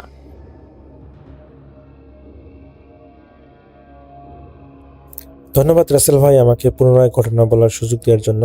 আমার নাম রিপন, আমি এসেছি লালমিনহাট থেকে। রাসেল ভাই, এখন যে ঘটনাটা আমি আপনাকে শেয়ার করব, এই ঘটনাটা আমাকে পাঠিয়েছেন, তার নাম হচ্ছে মাসুদ। আর মাসুদ ভাইয়ের বাড়ি হচ্ছে ঝিনাইদহ জেলার মহেশপুর উপজেলার পান্তাপাড়া গ্রামে। তো মাসুদ ভাই তার দাদুর মুখে শোনা একটা সত্য হাড় কাঁপানো ঘটনা আমাকে শেয়ার করেছেন। তো আমার কাছে ঘটনাটা খুবই ভালো লেগেছিল, যার কারণে আমি শেয়ার করতেছি। তো আমি বেশি বকবক নয়, আমি ঘটনায় চলে যাচ্ছি। তো মাসুদ ভাইয়ের দাদু, তার নাম হচ্ছে কলিমুদ্দিন সাহেব। তিনি গ্রামের বেশ প্রভাবশালী এবং সাহসী একজন মানুষ ছিলেন। ঘটনাটা প্রায় আজ থেকে 40 বছর আগের। তখন গ্রামে বিদ্যুৎ ছিল না, চারপাশ ছিল ঝোপঝাড় আর বড় বড় বাঁশ বাগানে ঘেরা। তো এক রাতে দাদুর পাশে গ্রাম থেকে একটা সালিশ বৈঠক শেষ করে ফিরতেছিলেন। রাত তখন প্রায় 12টা বাজে। রাস্তা বলতে শুধু মেঠো পথ আর দুপাশে ঘন বাঁশঝড়। তো দাদুর হাতে ছিল একটা পুরনো দিনের লণ্ঠন। তো তিনি চলতে চলতে তিনি যখন গ্রামের একদম পুরনো কবরস্থানের পাশে বাঁশঝড়টা কাছাকাছি আসেন, তখন হঠাৎ অনুভব করলেন যে চারপাশটা যেন একদম নিঝুম। সে অনেক দূর থেকে যেন ঝিঝি পোকার ডাক শোনা যাচ্ছে। তো হঠাৎ উপর থেকে একটা শুকনো বাঁশ মরমর করে ভেঙে পড়ে দাদুর সামনে, রাস্তার সামনে পড়লো। দাদু ভাবলেন হয়তো বাতাসে পড়েছে, হয়তো বাতাসে অনেকদিন পুরনো হয়ে গেছে, যেটা আসলে তিনি স্বাভাবিক আর কীভাবে নিলেন। তো তিনি যখন বাসটা টপকে সামনে যেতে চাইলেন, দেখলেন বাসটা মাটি থেকে আস্তে আস্তে উপরে উঠছে। দাদু তার হারিকেনে আলোতে দেখলেন যে বাসটাতে কোনো মানুষ বা প্রাণী ধরেনি, বরং সেটা শূন্য শূন্য ভাসতেছে। আর ঠিক তার উপরে যে বাঁশের ঝড়ের একদম মগডালে একটা লম্বা অবয়ব বসে আছে, যার পা দুটো নিচ পর্যন্ত ঝুলে আছে। দাদু ভয় পাওয়ার মতো মানুষ ছিলেন না। তিনি সাহসের ভয় করে চিৎকার করে বললেন, কে এখানে? মানুষ নাকি অন্য কিছু? কিন্তু উপর থেকে কোনো জবাব এলো না। শুধু শোনা গেল একটা বিকট খিলখিল হাসির শব্দ, যা পুরো বাঁশবাগানে প্রতিধ্বনিত হতে লাগলো। দাদুর হাতে সেই হারিকেনের আলোটা যেন স্থির করার চেষ্টা করলেন। তিনি দেখলেন যে টর্চে হারিকেনের আলোতে তিনি দেখলেন যে ঝাপসা ঝাপসা হয়ে আসতেছে।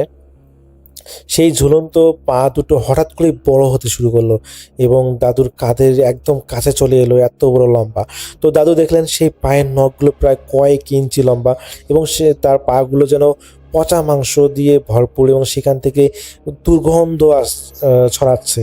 তো দাদু বুঝতে পারলেন এটি কোনো সাধারণ বিপদ নয়। তিনি জোরে জোরে তসবিহ পড়তে শুরু করলেন। হঠাৎ সেই লম্বা অবয়বটা ডাল থেকে নিচে নামে লাফিয়ে নামলো। দাদু দেখলেন প্রাণীটির বা সেই অবয়বটির দেখতে মানুষের মতো হলেও তার হাত পাগুলো একদম অস্বাভাবিক, উল্টো দিকে ঘোরানো। তো সেই অবয়বটা দাদুর পথ আগলে দাঁড়িয়ে একটা অদ্ভুত ভাষায় বিড়বিড় করতে শুরু করলো।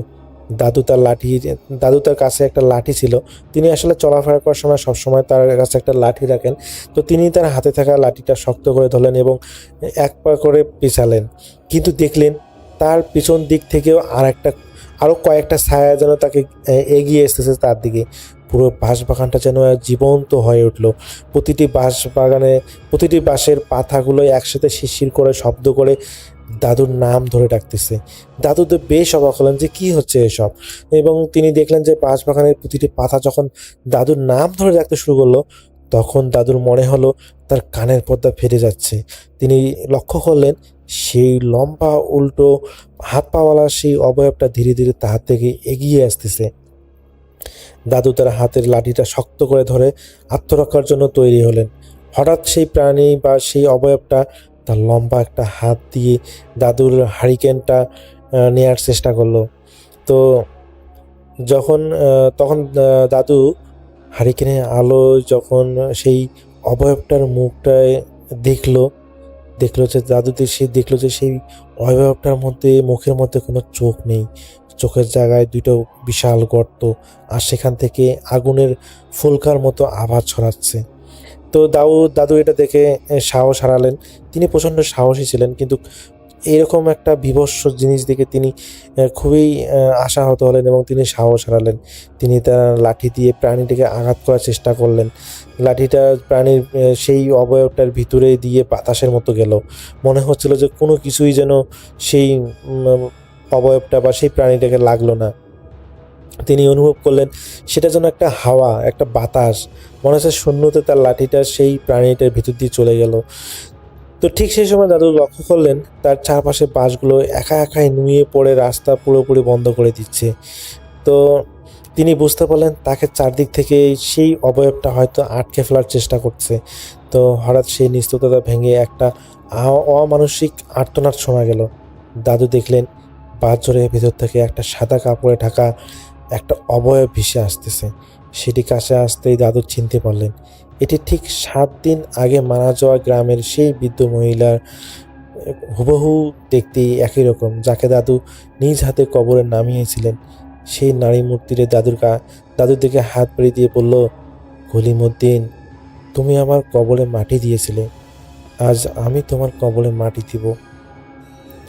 তো সেই সময় বেজদা অশরীরের রূপটি যখন দাদুর দিকে এগিয়ে এলো, তখন দাদু চারপাশে তাপমাত্রা হিমাঙ্কে নিচে যেন নেমে গেল, এত পরিমাণ ঠান্ডা।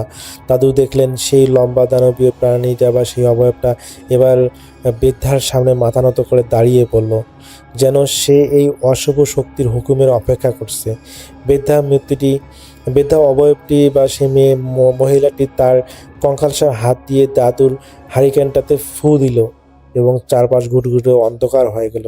শুধু সেই বৃদ্ধার চোখ থেকে বের হলো নীলসে আলো। দাদু দেখতে পেলেন যে বাঁশঝড়ের প্রতিটা ডাল এখন মানুষের হাতের মতো নড়তেছে।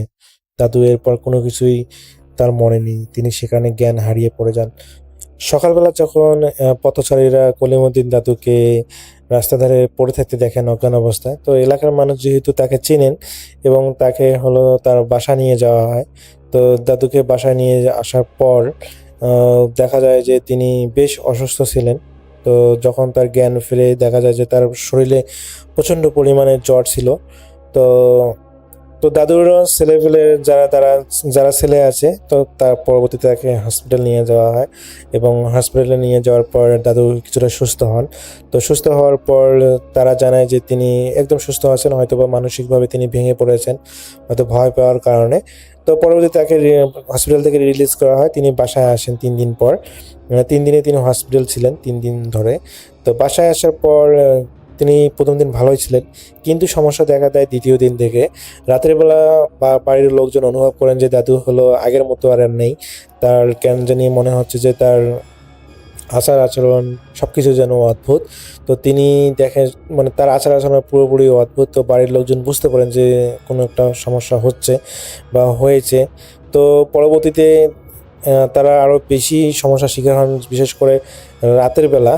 তো দেখা যায় যে দাদু হলো কি জানি অর্ধেক ভাষায়, বিশেষ করে দাদি এটা বলেছেন যে কি জানি ভাষায় তিনি হলো কার সাথে জানি কথা বলেন। তো এটা যখন প্রায় 1 সপ্তাহ খানেক এরকম চলে, তো দাদি আর এটা আসলে স্বাভাবিক হিসেবে নেন না। তো তার ছেলেদেরকে বলেন যে তাকে আসলে কোনো হুজুর বা কবিরাজকে দেখানো উচিত। তো পরবর্তীতে যখন দাদুকে একজন হুজুর বা কবিরাজকে দেখানো হয়, তখন সেই হুজুর বলেন যে তাকে আসলে ওই পাঁচঝড়ে একটা আসলে একটা খারাপ জিন থাকে, মহিলা জিন আছে। সেই মহিলা জিনটা আসলে তাকে আক্রমণ করেছে। তো চিন্তা করবেন না, আমি এটার ব্যবস্থা নিচ্ছি। তো পরবর্তীতে ওই হুজুর যা সংগ্রহ করতে বলেন সমস্ত কিছু সংগ্রহ করেন। তার পরিবার কলিমউদ্দিন দাদুর পরিবার সব কিছু সংগ্রহ করেন এবং পরবর্তীতে সংগ্রহ করার পর সেই হুজুরকে আসন পাতেন এবং আসন পাতার পর যখন দাদুকে নিয়ে আসন পাতা হয়, পরে সেই জিনটাকে হাজির করা হয় এবং জিনটা কোনোভাবেই ছাড়তে চাচ্ছে না এবং সেই জিনটার দাবি করতেছে যে সে নাকি এই পথে যাওয়ার সময় তার বাচ্চার উপর নাকি পা দিয়েছিল, যার কারণে বাচ্চা প্রচণ্ড পরিমাণে আহত হয়েছে। এবং যখন সেই হুজুর জানতে চায় যে আরে কীভাবে তোমার বাচ্চাকে কীভাবে পা দেবে, বলে যে আমার বাচ্চা এখানে খেলা করতেছিল, এ হলো আমার বাচ্চার ছায়ার উপর আর কি পাড়া দিয়েছে এবং আমার বাচ্চা এই কারণে অসুস্থ, আমি একে ছাড়বো না, সেই মহিলা জিনটা বলে। তো পরবর্তীতে হুজুর বলে যে দেখো এ তো জানে না, জেনে শুনে তো এই কাজটা করে নাই। তো যেহেতু যে এই কাজটা করে নাই জেনে শুনে, তো এনার তো কোনো দোষ নেই, তুমি চলে যাও। আর যদি না চলে যাও তাহলে কিন্তু তোমাকে আমি বন্দি করতে বাধ্য হব। তো প্রথমত সেই নারী জিনটা কোনোভাবেই মানতে চায় না। তো যখন মানতে চায় না, পরে সেই তান্ত্রিক বা হুজুর বিভিন্নভাবে সেটাকে শাস্তি দেন। আগুনের দেখা যায় যে কী জানি পরে তিনি সেই আগুনের মধ্যে যখন তিনি কিছু নিক্ষেপ করেন, যখন দাউ দাউ করে জ্বলে ওঠে সামনে থাকা আগুন থেকে, তখন সেই জিনটা নাকি প্রচণ্ড পরিমাণে সেই চিৎকার চেঁচামেচি শুরু করেন তখন আসলে সেই জিনটা চলে যেতে বাধ্য হয়। তো এরপর থেকে দাদুর জীবনে আসলে আর কোনো সমস্যা হয়নি। তো এটা ছিল দাদুর ঘটনা। আমি জানি না ঘটনাটা কতটুকু সত্য, তো যিনি আমাকে শেয়ার করেছেন, আমি আসলে চেষ্টা করেছি তার মতো করে ঘটনাটা আপনাকে শেয়ার করার। তো রাসেল ভাই, এটাই ছিল ঘটনা। এই ঘটনাটা আমাকে পাঠিয়েছেন মাসুদ ভাই, আর মাসুদ ভাইয়ের নিজের দাদুর সাথে এটা একটা ঘটনা ঘটেছিল। তো এই ঘটনার জায়গা হচ্ছে ঝিনাইদহ জেলার মহেশপুর উপজেলার পান্তাপাড়া গ্রামে। তো ওখানে যারা আছেন বা যারা শুনতেছেন তারা হয়তোবা এই ঘটনার সম্পর্কে অবগত আছেন। তো রাসেল ভাই, এটাই ছিল আমার ঘটনা।